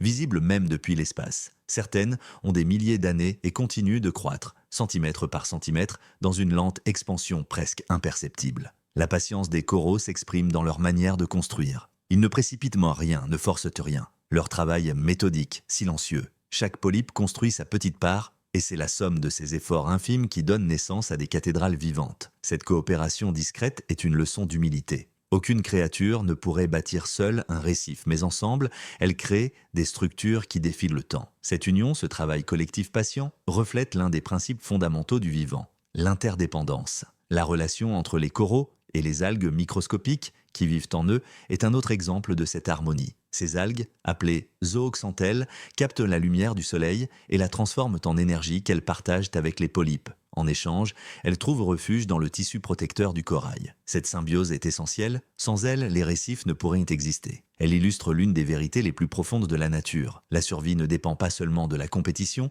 mais aussi de la coopération. C'est ensemble que les êtres vivants prospèrent. Les récifs coralliens sont souvent qualifiés de forêts tropicales de la mer, et ce surnom n'est pas exagéré. Ils abritent une biodiversité extraordinaire. Une infinité d'espèces y trouvent refuge, nourriture et protection. Poissons, crustacés, mollusques, éponges, tortues, requins, tous dépendent des récifs d'une manière ou d'une autre. Pour certaines espèces, ils sont des zones de reproduction. Pour d'autres, des lieux de chasse ou de refuge. Cette densité de vie est d'autant plus étonnante que les eaux tropicales, paradoxalement, sont pauvres en nutriments. C'est grâce à l'ingéniosité biologique des coraux que ces zones deviennent des oasis de vie dans un désert marin. La lenteur de la croissance corallienne n'est pas un signe de faiblesse, c'est une stratégie. En prenant leur temps, les coraux s'adaptent aux changements, construisent des structures solides, établissent des relations durables avec leur environnement. Cette patience est aussi une forme de résilience. Les récifs ont survécu à des changements climatiques, à des variations du niveau de la mer, à des bouleversements géologiques. Leur histoire est celle d'une endurance silencieuse. Mais aujourd'hui, cette patience est mise à rude épreuve. Les récifs coralliens sont parmi les écosystèmes les plus menacés de la planète. L'augmentation de la température de l'eau provoque un phénomène dramatique appelé blanchissement. Lorsque l'eau devient trop chaude, les coraux expulsent les algues symbiotiques dont ils dépendent, perdant ainsi leur principale source d'énergie. Dépouillés de leur couleur, ils deviennent blancs et vulnérables. Si les conditions ne s'améliorent pas rapidement, ils meurent. Ce processus, autrefois rare, est aujourd'hui de plus en plus fréquent. Des récifs entiers, vieux de milliers d'années, peuvent disparaître en quelques mois. À cela s'ajoutent d'autres menaces, la pollution, l'acidification des océans, la pêche destructrice, l'urbanisation côtière. Chaque impact affaiblit un peu plus ces écosystèmes fragiles. Leur lenteur, autrefois un atout, devient un handicap dans un monde qui change trop vite. Là où ils avaient des siècles pour s'adapter, ils n'ont aujourd'hui que quelques décennies. Cette situation nous oblige à reconsidérer notre rapport au temps. Peut-être devons-nous, nous aussi, apprendre à ralentir, à respecter les rythmes du vivant, à laisser la nature respirer. Malgré tout, les coraux font preuve d'une résilience surprenante. Dans certaines régions, des récifs détruits commencent à se régénérer. Des polypes réapparaissent, de nouvelles colonies s'installent. La vie, tenace, trouve toujours un moyen de revenir. Mais cette renaissance exige des conditions favorables, des eaux propres, des températures stables, des environnements protégés. Là où ces conditions sont réunies, la lente magie de la croissance corallienne reprend. C'est une leçon d'espoir. Même les systèmes les plus fragiles peuvent nous guérir si nous leur en laissons le temps. La patience des coraux est aussi une métaphore. Elle nous enseigne que la grandeur ne réside pas dans la rapidité, mais dans la persévérance, que les structures les plus solides sont celles construites lentement, patiemment, dans l'harmonie avec l'environnement. Dans une société obsédée par l'immédiateté, les récifs nous rappellent que certaines choses prennent des siècles à s'accomplir et que leur valeur en est décuplée. Ils incarnent la sagesse du temps long, celle qui bâtit sans détruire, qui s'adapte sans se précipiter. Contempler un récif corallien, c'est contempler un livre vivant. Chaque couche de calcaire raconte une époque, chaque colonie un chapitre de l'histoire de la Terre. Les formes qu'il dessine reflètent les courants, les températures, les cycles de la planète. Ils sont les témoins silencieux des âges passés, des changements climatiques, des extinctions et des renaissances. Ils sont la mémoire lente de la mer. Les coraux nous enseignent aussi une vérité fondamentale. Tout dans la nature est interconnecté. Leur survie dépend des algues, des poissons, de la qualité de l'eau, de la température, du climat global. En retour, ils soutiennent des milliers d'espèces et influencent même les sociétés humaines en protégeant les côtes de l'érosion, en soutenant la pêche, en attirant la vie. Cette toile de relations, tissée au fil des millénaires, montre que rien ne vit seul, que tout dépend de tout. Dans ce réseau d'interdépendance, la lenteur des coraux devient un symbole de sagesse. Elle nous rappelle que la précipitation est souvent ennemie de la durabilité, que les structures qui résistent sont celles qui respectent les rythmes naturels. Elle nous invite à réapprendre l'art d'attendre, à accepter que certaines transformations nécessitent plus d'un instant, plus d'une vie humaine. Dans les profondeurs, les coraux continuent de bâtir, malgré les tempêtes, malgré les changements. Leur patience est une forme de résistance, leur lenteur une stratégie de survie. Ils nous rappellent que la vie ne se mesure pas en battements de cœur, mais en cycles, en siècles, en continuité. Chaque polype, si minuscule soit-il, contribue à une œuvre gigantesque. Chaque millimètre de calcaire est une victoire silencieuse contre le temps. Et c'est peut-être cela leur plus grand enseignement. La vie n'est pas toujours spectaculaire. Elle est souvent discrète, patiente, presque invisible. Elle avance sans bruit, sans hâte, mais avec une détermination inébranlable. Dans un monde où tout change à une vitesse vertigineuse, les coraux nous rappellent de la valeur du temps long, de la constance, de la persévérance. À travers cette leçon de lenteur, un autre enseignement se dessine, celui de l'adaptation. Car si les coraux ont survécu à des millions d'années de bouleversements, c'est parce qu'ils ont su changer, évoluer, se transformer. L'histoire de la vie est faite d'ajustements subtils, d'équilibres retrouvés. C'est cette histoire que nous allons maintenant explorer. L'art silencieux par lequel le vivant apprend à s'accorder à son environnement.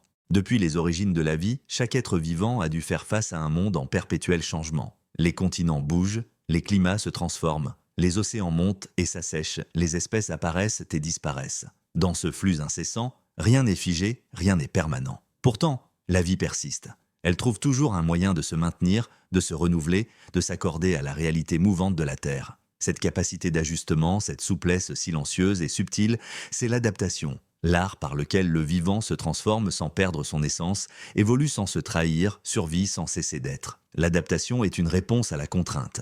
Elle naît de la rencontre entre ce que le monde impose et ce que la vie peut offrir. Lorsqu'un environnement change, qu'il devienne plus froid, plus sec, plus pauvre ou plus dangereux, les organismes qui y vivent doivent trouver une solution. Certains développent de nouvelles caractéristiques, d'autres modifient leur comportement, d'autres encore déplacent leur territoire. Ceux qui échouent disparaissent, ceux qui réussissent deviennent les ancêtres d'innombrables générations futures. Ainsi, l'histoire du vivant est aussi une histoire d'adaptation, parfois lente et imperceptible, parfois rapide et spectaculaire. La diversité des formes de vie sur Terre est en grande partie le résultat de ce processus. Les baleines, par exemple, sont les descendants lointains d'animaux terrestres qui, il y a des millions d'années, ont choisi la mer comme nouvel habitat. Leur corps s'est allongé, leurs membres se sont transformés en nageoires, leurs poumons ont appris à retenir l'air pendant de longues plongées. Les cactus, autrefois semblables à d'autres plantes vertes, ont réduit leurs feuilles pour limiter la perte d'eau et stockent aujourd'hui cette ressource précieuse dans leurs tiges charnues. Les oiseaux ont modifié leurs os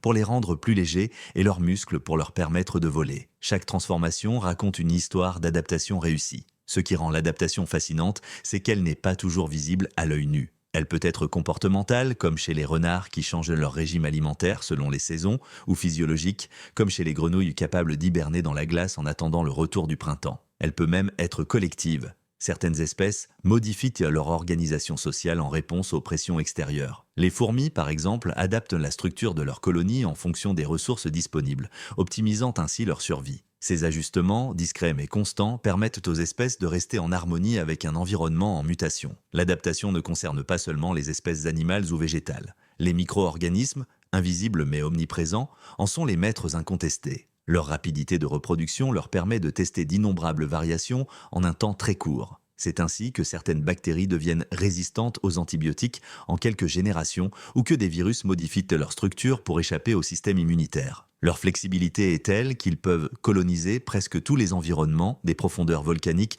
aux glaces polaires. Ils incarnent la capacité du vivant à s'ajuster avec une efficacité redoutable. Mais l'adaptation n'est pas seulement une réponse au danger, elle est aussi une opportunité. Elle permet à la vie d'explorer de nouveaux territoires, d'inventer de nouvelles formes, de créer de nouvelles relations. Les plantes à fleurs, par exemple, ont développé des couleurs, des parfums et des formes variées pour attirer des pollinisateurs spécifiques, donnant naissance à d'innombrables écosystèmes. Les mammifères ont diversifié leurs stratégies de reproduction et d'alimentation, occupant des niches écologiques allant des savanes brûlantes aux glaces arctiques. L'adaptation est une force créatrice autant que préservatrice.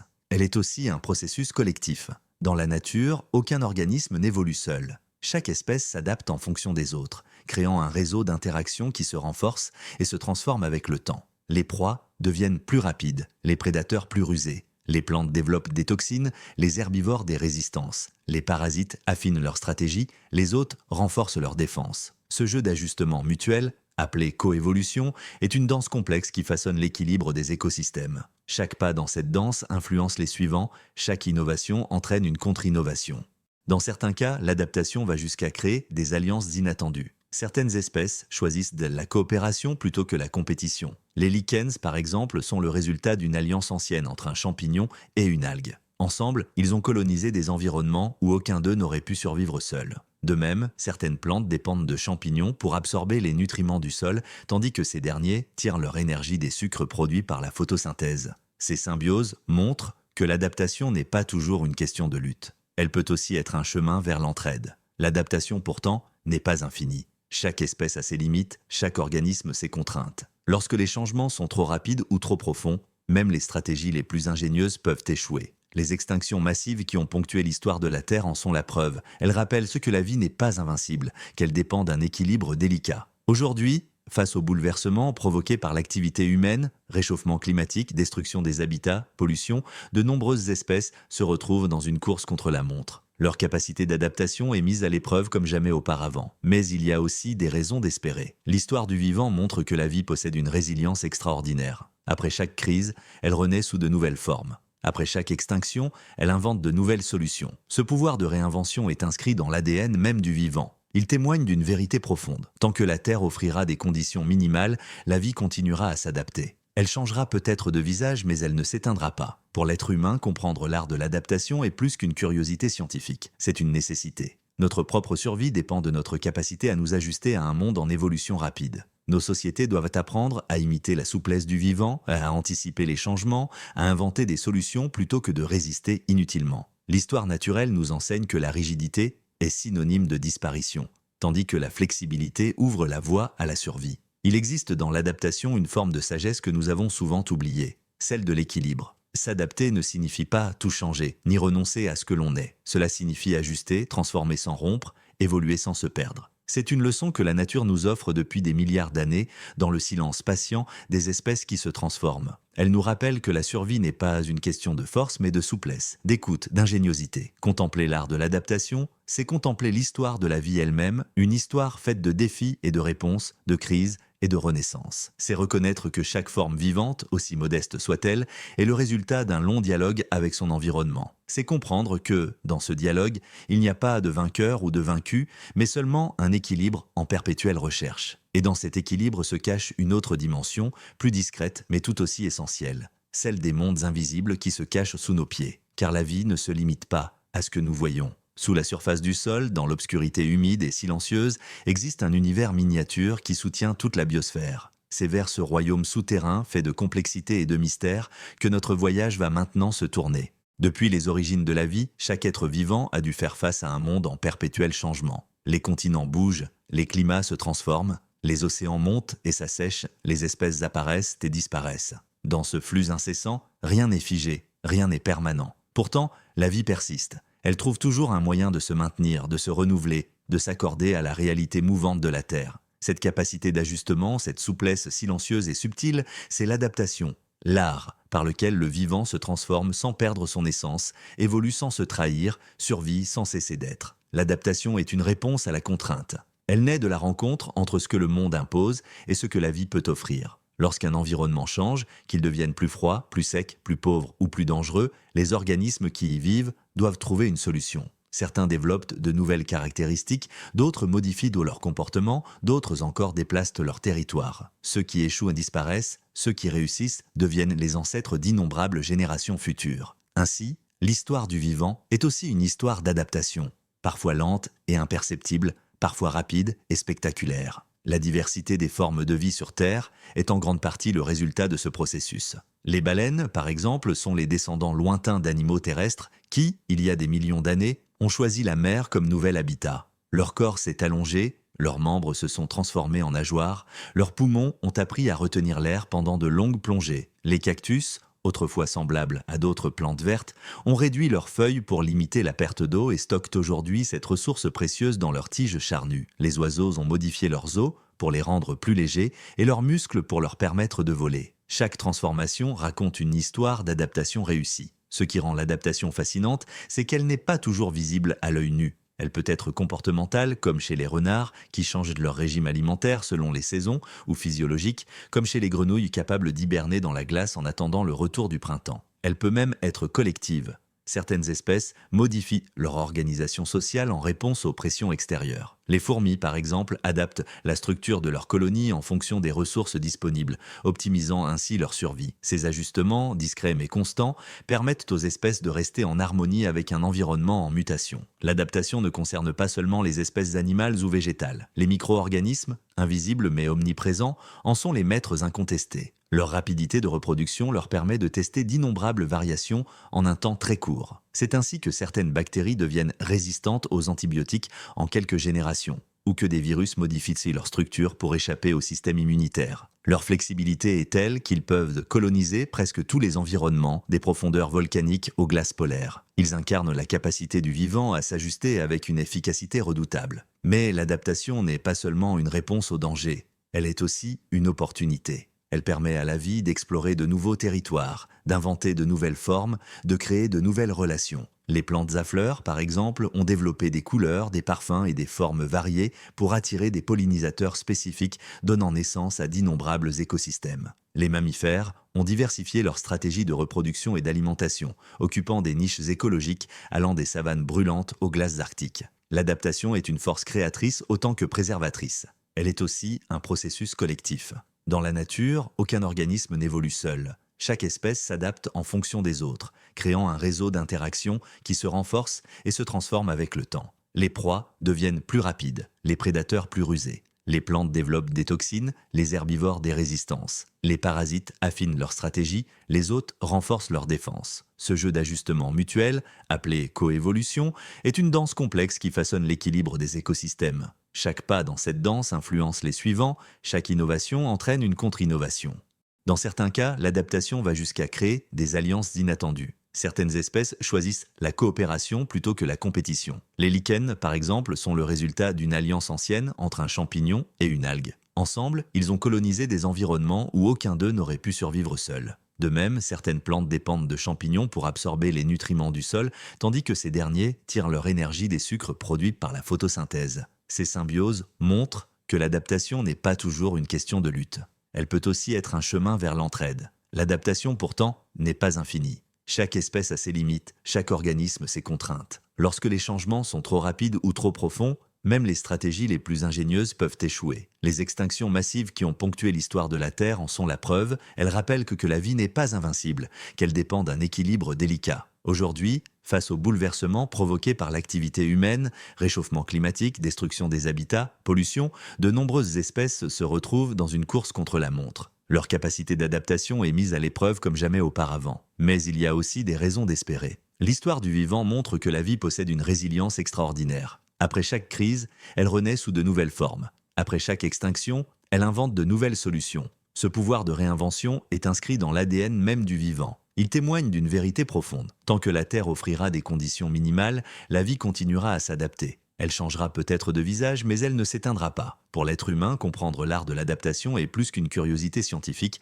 c'est une nécessité. Notre propre survie dépend de notre capacité à nous ajuster à un monde en évolution rapide. Nos sociétés doivent apprendre à imiter la souplesse du vivant, à anticiper les changements, à inventer des solutions plutôt que de résister inutilement. L'histoire naturelle nous enseigne que la rigidité est synonyme de disparition, tandis que la flexibilité ouvre la voie à la survie. Il existe dans l'adaptation une forme de sagesse que nous avons souvent oubliée, celle de l'équilibre. S'adapter ne signifie pas tout changer, ni renoncer à ce que l'on est. Cela signifie ajuster, transformer sans rompre, évoluer sans se perdre. C'est une leçon que la nature nous offre depuis des milliards d'années, dans le silence patient des espèces qui se transforment. Elle nous rappelle que la survie n'est pas une question de force, mais de souplesse, d'écoute, d'ingéniosité. Contempler l'art de l'adaptation, c'est contempler l'histoire de la vie elle-même, une histoire faite de défis et de réponses, de crises et de renaissance. C'est reconnaître que chaque forme vivante, aussi modeste soit-elle, est le résultat d'un long dialogue avec son environnement. C'est comprendre que, dans ce dialogue, il n'y a pas de vainqueur ou de vaincu,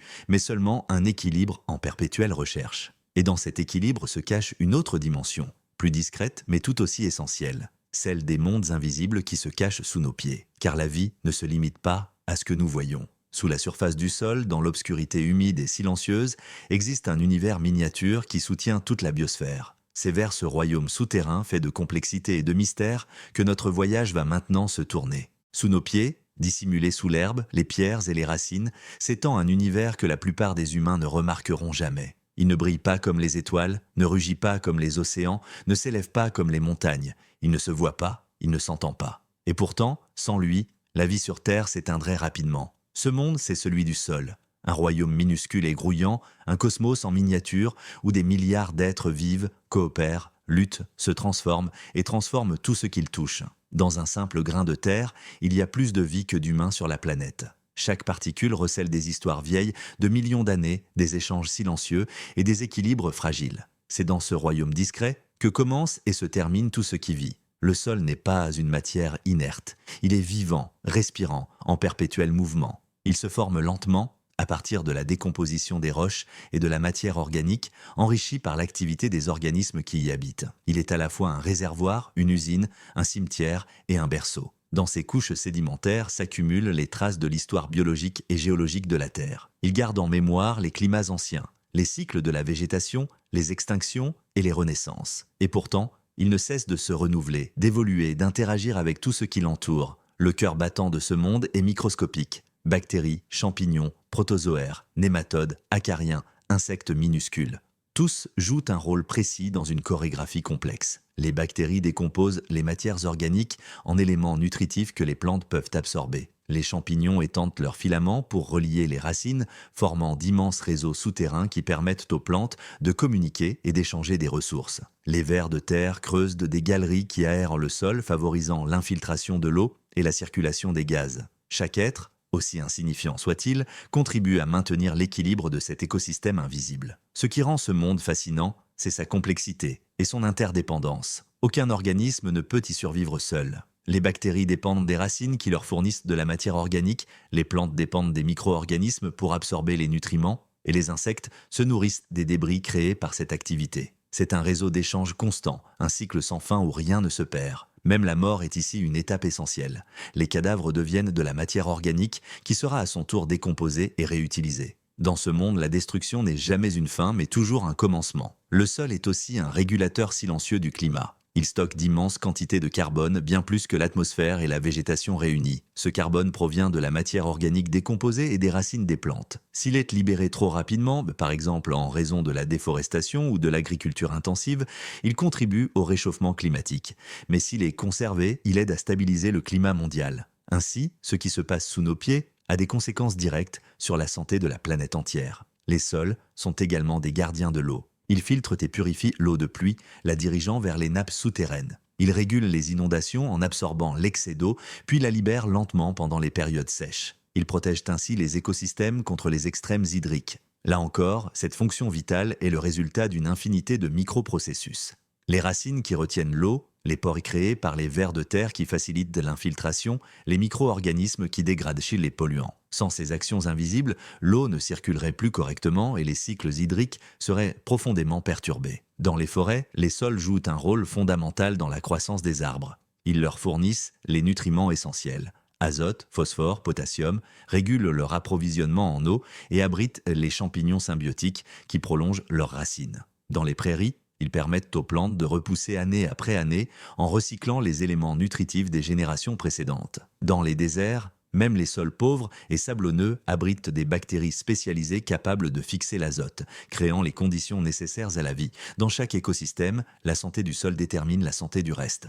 Le sol n'est pas seulement une ressource, c'est un patrimoine. Il se forme extrêmement lentement, parfois sur des centaines ou des milliers d'années. Un centimètre de sol fertile peut nécessiter des siècles pour se constituer. Et pourtant, il peut être détruit en quelques années par la surexploitation, la déforestation ou l'urbanisation. Lorsque le sol s'érode, il perd sa structure, sa richesse, sa capacité à retenir l'eau, il devient stérile, incapable de soutenir la vie. Cette fragilité contraste avec l'impression de solidité que donne la terre sous nos pieds. Elle nous rappelle que ce monde minuscule que nous foulons sans y penser est en réalité précieux et irremplaçable. Les civilisations humaines ont toujours été liées au sol. Les grandes cultures agricoles, mésopotamiennes, égyptiennes, chinoises, mayas, se sont développées là où les sols étaient riches et fertiles. Leur déclin, souvent, a coïncidé avec la dégradation de ces mêmes sols. Lorsque la terre s'appauvrit, les récoltes diminuent, les populations migrent, les sociétés s'effondrent. Ainsi, le destin des civilisations est souvent inscrit dans la qualité de leur sol. Ce lien profond entre la vie humaine et la vie souterraine persiste aujourd'hui.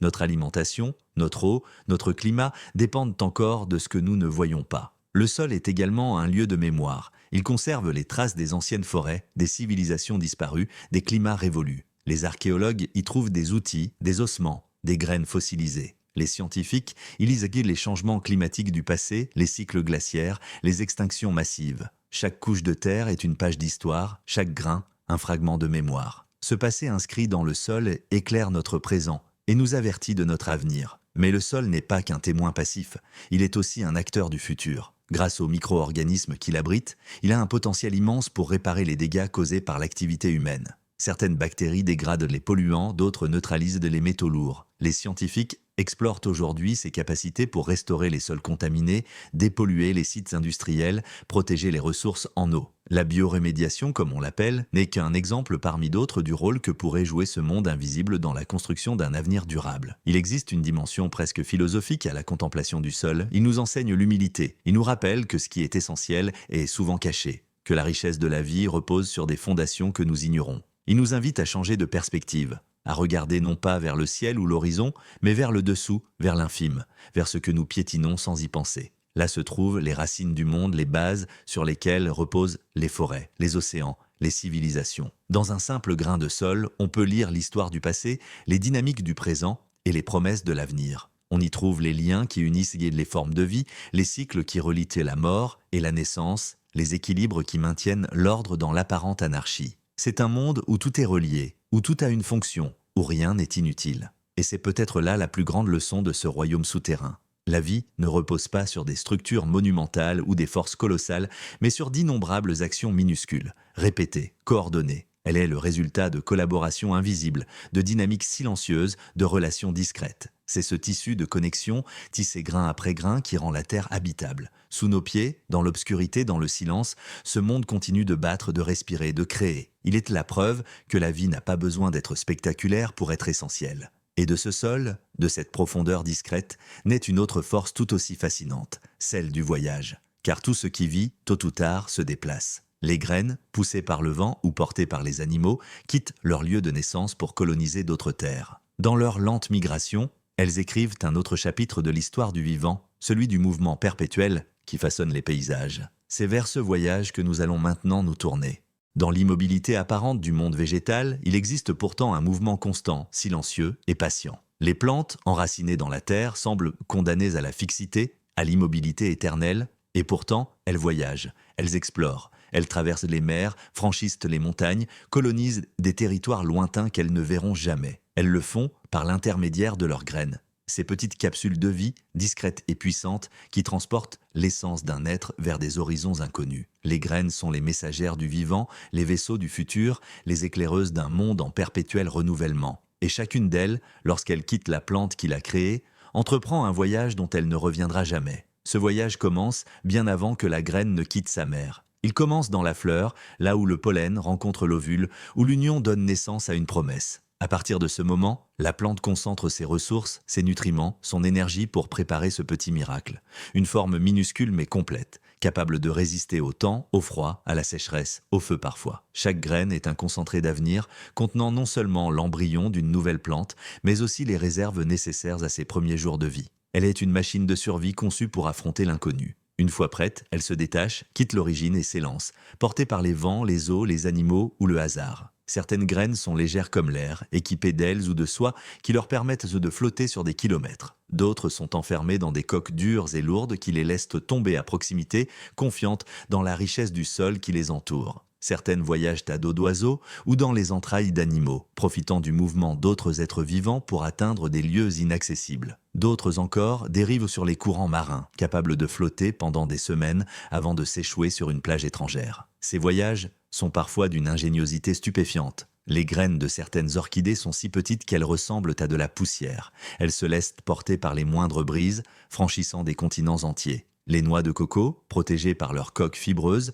sont conçues pour flotter sur l'eau salée, traversant les océans pour germer sur des îles lointaines. Les érables fabriquent des graines ailées qui tourbillonnent comme des hélices, ralentissant leur chute et augmentant leurs chances de s'enraciner loin de l'arbre parent. Chaque stratégie est une réponse à un défi, une solution inventée par l'évolution pour permettre à la vie d'aller plus loin. Mais le voyage ne s'arrête pas au déplacement. Une fois arrivée à destination, la graine doit relever un autre défi, survivre. Elle peut rester en dormance pendant des mois, des années, parfois des décennies, attendant le moment propice pour germer. Certaines graines attendent la pluie, d'autres, un feu de forêt qui ouvrira leur coque, d'autres encore le passage d'un hiver rigoureux. Cette patience est une stratégie de survie. Elle permet à la graine de s'assurer que les conditions seront idéales avant de se réveiller. Elle n'est jamais pressée car elle sait que la précipitation peut signifier la mort. Ce phénomène de dormance est l'un des plus fascinants de la biologie végétale. Il témoigne d'une forme de mémoire inscrite dans la graine, une connaissance ancestrale des cycles de la nature. Certaines graines, retrouvées dans des sols vieux de plusieurs millénaires, ont réussi à germer après leur découverte, comme si elles n'avaient jamais oublié leur mission. Cette résilience extraordinaire montre que les graines ne sont pas de simples objets biologiques, elles sont des capsules de temps, des messagères venues du passé pour bâtir l'avenir. La dispersion des graines a aussi façonné les paysages du monde. Elle a permis aux forêts de s'étendre après les ères glaciaires, aux prairies de conquérir de nouveaux territoires, aux plantes de coloniser les îles volcaniques fraîchement formées. Elle a contribué à la diversification des espèces, car les plantes qui voyagent loin se retrouvent dans de nouveaux environnements où elles évoluent différemment. Chaque graine dispersée est une expérience, une tentative, une possibilité. Certaines échouent, d'autres réussissent, et de ce jeu de hasard et de nécessité naît la richesse du vivant. Les animaux jouent un rôle essentiel dans ce grand voyage.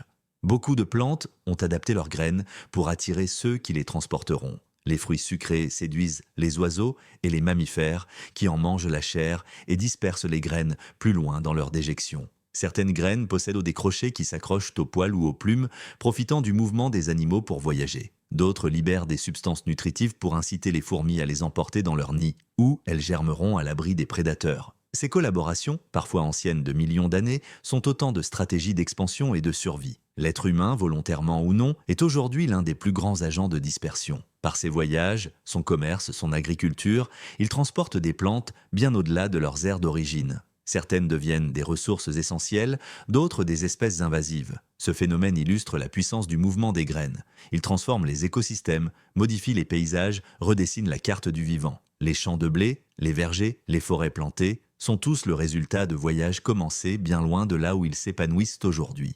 Mais ces voyages ne sont pas sans risque. Les graines peuvent tomber dans des environnements hostiles, être dévorées avant de germer ou ne jamais trouver les conditions nécessaires à leur croissance.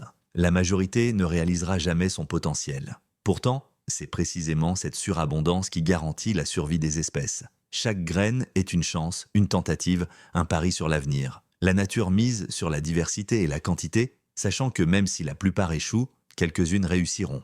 Et ces quelques-unes suffisent pour que la vie continue. Les graines nous offrent aussi une leçon de philosophie. Elles quittent leur origine sans certitude, sans garantie de succès. Elles s'élancent vers l'inconnu, portées par le vent, l'eau ou le hasard, sans jamais revenir. Elles ne voient pas les fruits qu'elles donneront, ne connaîtront pas les forêts qu'elles créeront. Et pourtant, elles partent. Ce geste d'une simplicité désarmante est une métaphore puissante de la vie elle-même. Avancer sans savoir, persévérer sans certitude, semer sans attendre. Il y a dans ce mouvement une sagesse ancienne. Il nous rappelle que la vie ne se contente pas de survivre. Elle explore, elle tente, elle rêve. Chaque graine est un acte de foi dans l'avenir, une déclaration silencieuse de confiance dans la continuité de la vie. Elle témoigne de la puissance de la patience et de l'importance de l'espoir. Car même si la plupart échouent, celles qui réussissent y transforment le monde. Dans leur lente migration, les graines ont façonné les continents, relié les écosystèmes, créé des ponts entre des mondes séparés. Elles ont permis aux forêts de renaître après les catastrophes, aux prairies de s'étendre après les glaciations,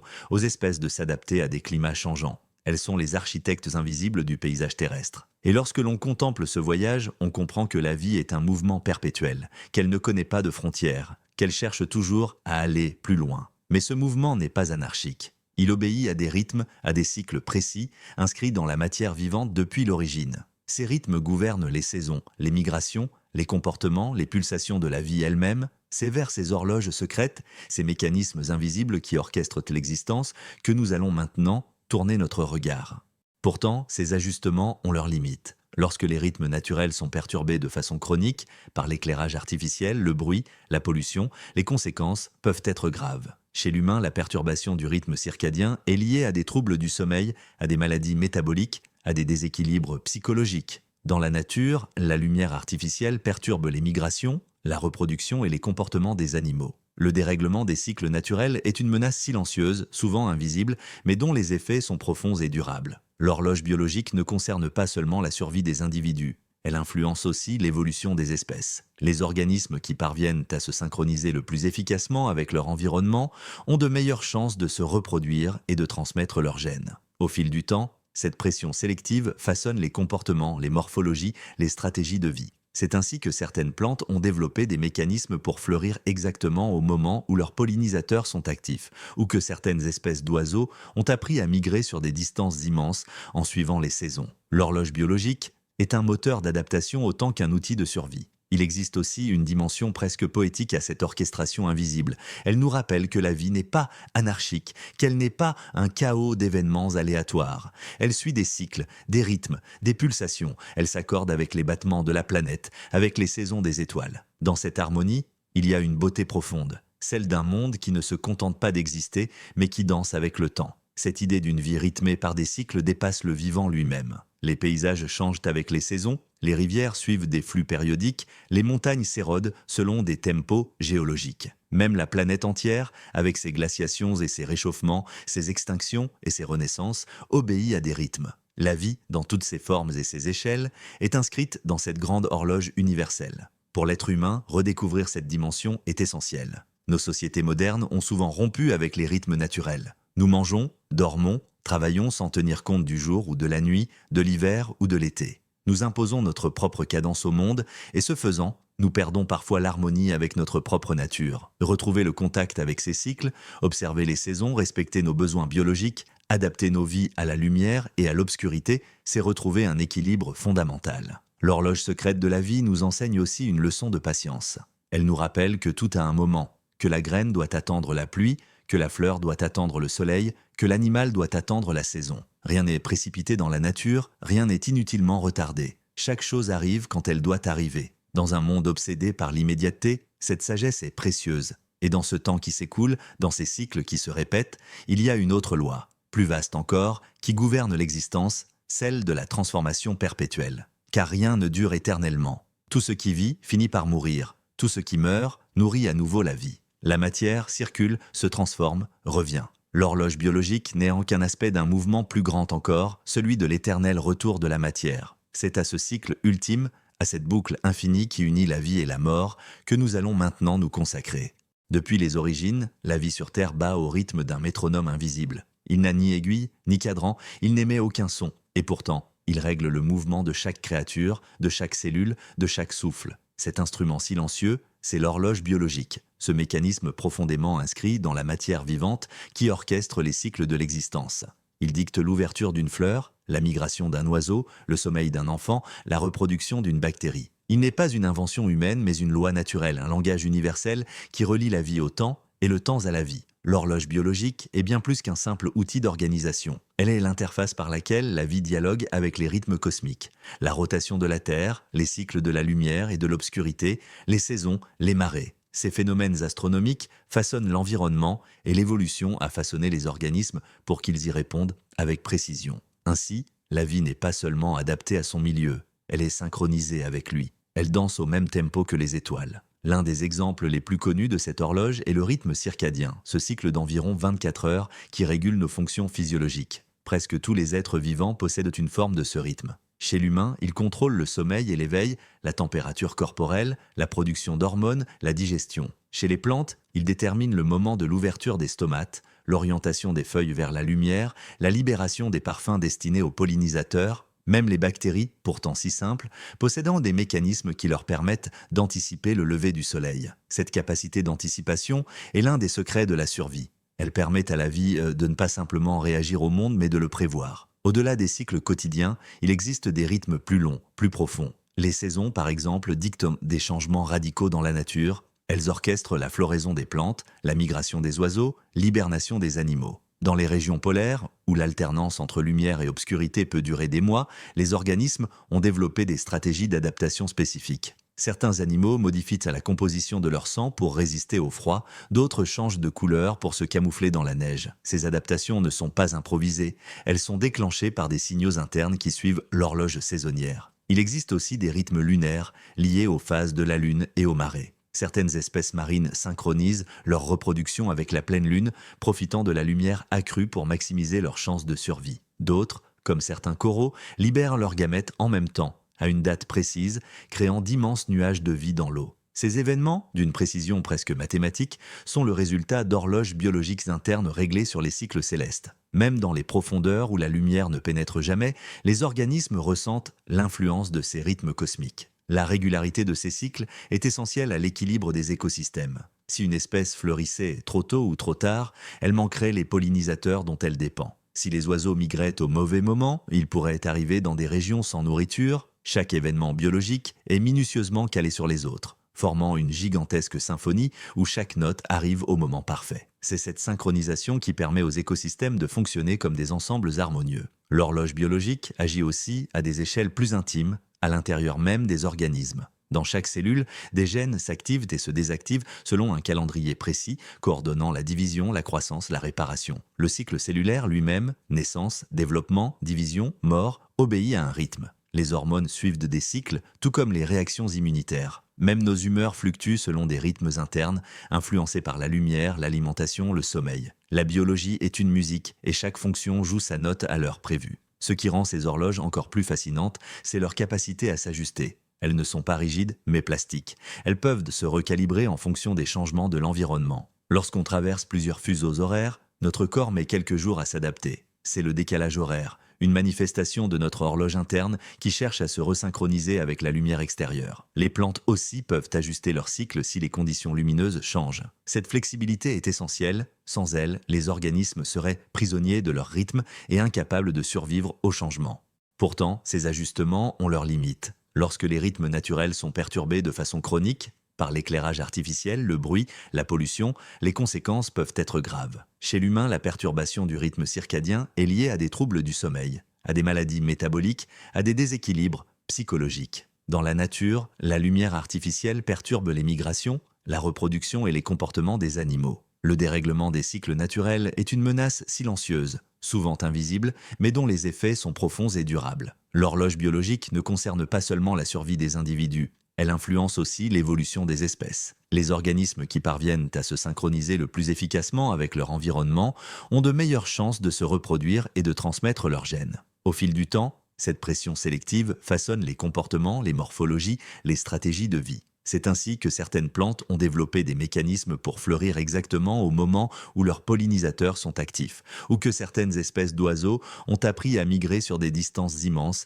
en suivant les saisons. L'horloge biologique est un moteur d'adaptation autant qu'un outil de survie. Il existe aussi une dimension presque poétique à cette orchestration invisible. Elle nous rappelle que la vie n'est pas anarchique, qu'elle n'est pas un chaos d'événements aléatoires, elle suit des cycles, des rythmes, des pulsations. Elle s'accorde avec les battements de la planète, avec les saisons des étoiles. Dans cette harmonie, il y a une beauté profonde, celle d'un monde qui ne se contente pas d'exister, mais qui danse avec le temps. Cette idée d'une vie rythmée par des cycles dépasse le vivant lui-même. Les paysages changent avec les saisons, les rivières suivent des flux périodiques, les montagnes s'érodent selon des tempos géologiques. Même la planète entière, avec ses glaciations et ses réchauffements, ses extinctions et ses renaissances, obéit à des rythmes. La vie, dans toutes ses formes et ses échelles, est inscrite dans cette grande horloge universelle. Pour l'être humain, redécouvrir cette dimension est essentiel. Nos sociétés modernes ont souvent rompu avec les rythmes naturels. Nous mangeons, dormons, travaillons sans tenir compte du jour ou de la nuit,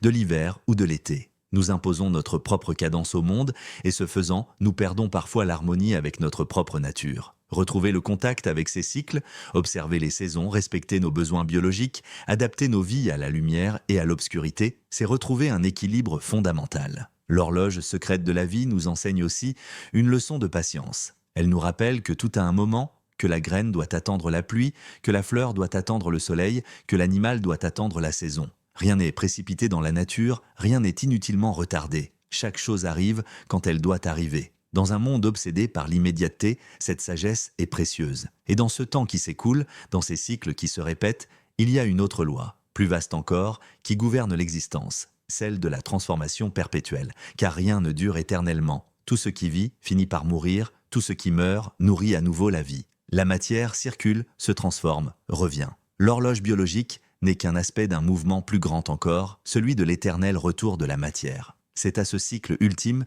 à cette boucle infinie qui unit la vie et la mort, que nous allons maintenant nous consacrer. Dans l'univers, rien ne disparaît jamais vraiment. Tout ce qui existe n'est qu'un moment dans un cycle infini de transformation. Ce que nous appelons naissance n'est qu'une réorganisation de ce qui était déjà là. Et ce que nous appelons mort n'est qu'un passage vers une autre forme d'existence.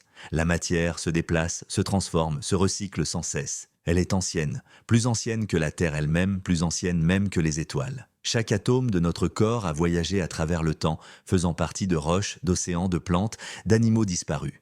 Nous sommes faits d'étoiles, et un jour, ce que nous sommes redeviendra poussière d'étoiles. C'est cela, l'éternel retour de la matière, une danse sans fin, un flux perpétuel où rien n'est perdu, rien n'est figé, tout se réinvente. La vie elle-même n'est possible que grâce à ce cycle. Chaque organisme puise dans l'environnement les éléments dont il a besoin pour exister. Le carbone de l'air, l'eau des nuages, les minéraux du sol. Ces éléments sont ensuite incorporés dans ces cellules, transformés en chair, en feuilles, en coquilles. Mais cette appropriation n'est que temporaire. Quand l'organisme meurt, il rend tout ce qu'il a emprunté. Son corps se décompose, se dissout dans le sol, retourne à l'atmosphère ou à l'océan. Rien ne disparaît. La matière qui formait un arbre devient nutriment pour une autre plante. Celle qui formait un animal devient nourriture pour les micro-organismes. Celle qui formait notre souffle redevient vent. Tout circule. Cette circulation ne se limite pas aux organismes. Elle englobe la planète tout entière. L'eau s'évapore des océans, retombe sous forme de pluie, s'infiltre dans les sols, rejoint les rivières, retourne à la mer. Le carbone est absorbé par les plantes, libéré par les animaux, stocké dans les roches, relâché par les volcans. Les minéraux sont arrachés aux montagnes, transportés par les fleuves, déposés dans les deltas, soulevés à nouveau par les mouvements de la croûte terrestre. Ce cycle planétaire est le moteur de la vie. Il distribue les ressources, relie les écosystèmes, assure l'équilibre du monde. À chaque étape, les êtres vivants jouent un rôle. Les décomposeurs, bactéries, champignons, insectes, sont les grands médiateurs de ce cycle. Ils transforment la matière morte en éléments simples, prêts à être réutilisés. Les plantes, par la photosynthèse, transforment ces éléments en tissus vivants. Les herbivores consomment ces tissus et les transmettent aux carnivores. Puis tout recommence. C'est un flux sans fin, un échange constant où chaque mort nourrit une nouvelle vie. Même les catastrophes, incendies, éruptions, inondations, participent à ce cycle en libérant des nutriments, en remodelant les paysages, en créant de nouvelles opportunités pour la vie. Cette circularité s'observe aussi à des échelles plus intimes. Dans notre propre corps, les cellules meurent et sont remplacées en permanence. Chaque seconde, des millions d'entre elles disparaissent et d'autres naissent. Notre peau se renouvelle, notre sang se régénère, nos os se reconstruisent. Même ce que nous mangeons n'est que de la matière recyclée. Les fruits que nous consommons étaient hier, lumière, eau et air. La viande que nous mangeons était herbe. Nous ne faisons que participer à ce cycle, l'intégrer, le perpétuer. Nous ne possédons rien de ce qui nous compose, nous ne faisons qu'en emprunter les éléments pour un temps. L'idée de l'éternel retour de la matière transforme notre perception de la mort. Elle n'est plus une fin, mais une transition. Elle n'est pas destruction, mais transformation. Dans une forêt, un arbre qui tombe devient abri pour les insectes, humus pour les plantes, nutriments pour les racines. Dans l'océan, une créature morte devient nourriture pour des centaines d'autres. Même les grandes extinctions, qui ont anéanti des formes de vie entières, ont libéré des niches écologiques pour de nouvelles espèces. La mort n'est pas l'opposé de la vie, elle en est une condition.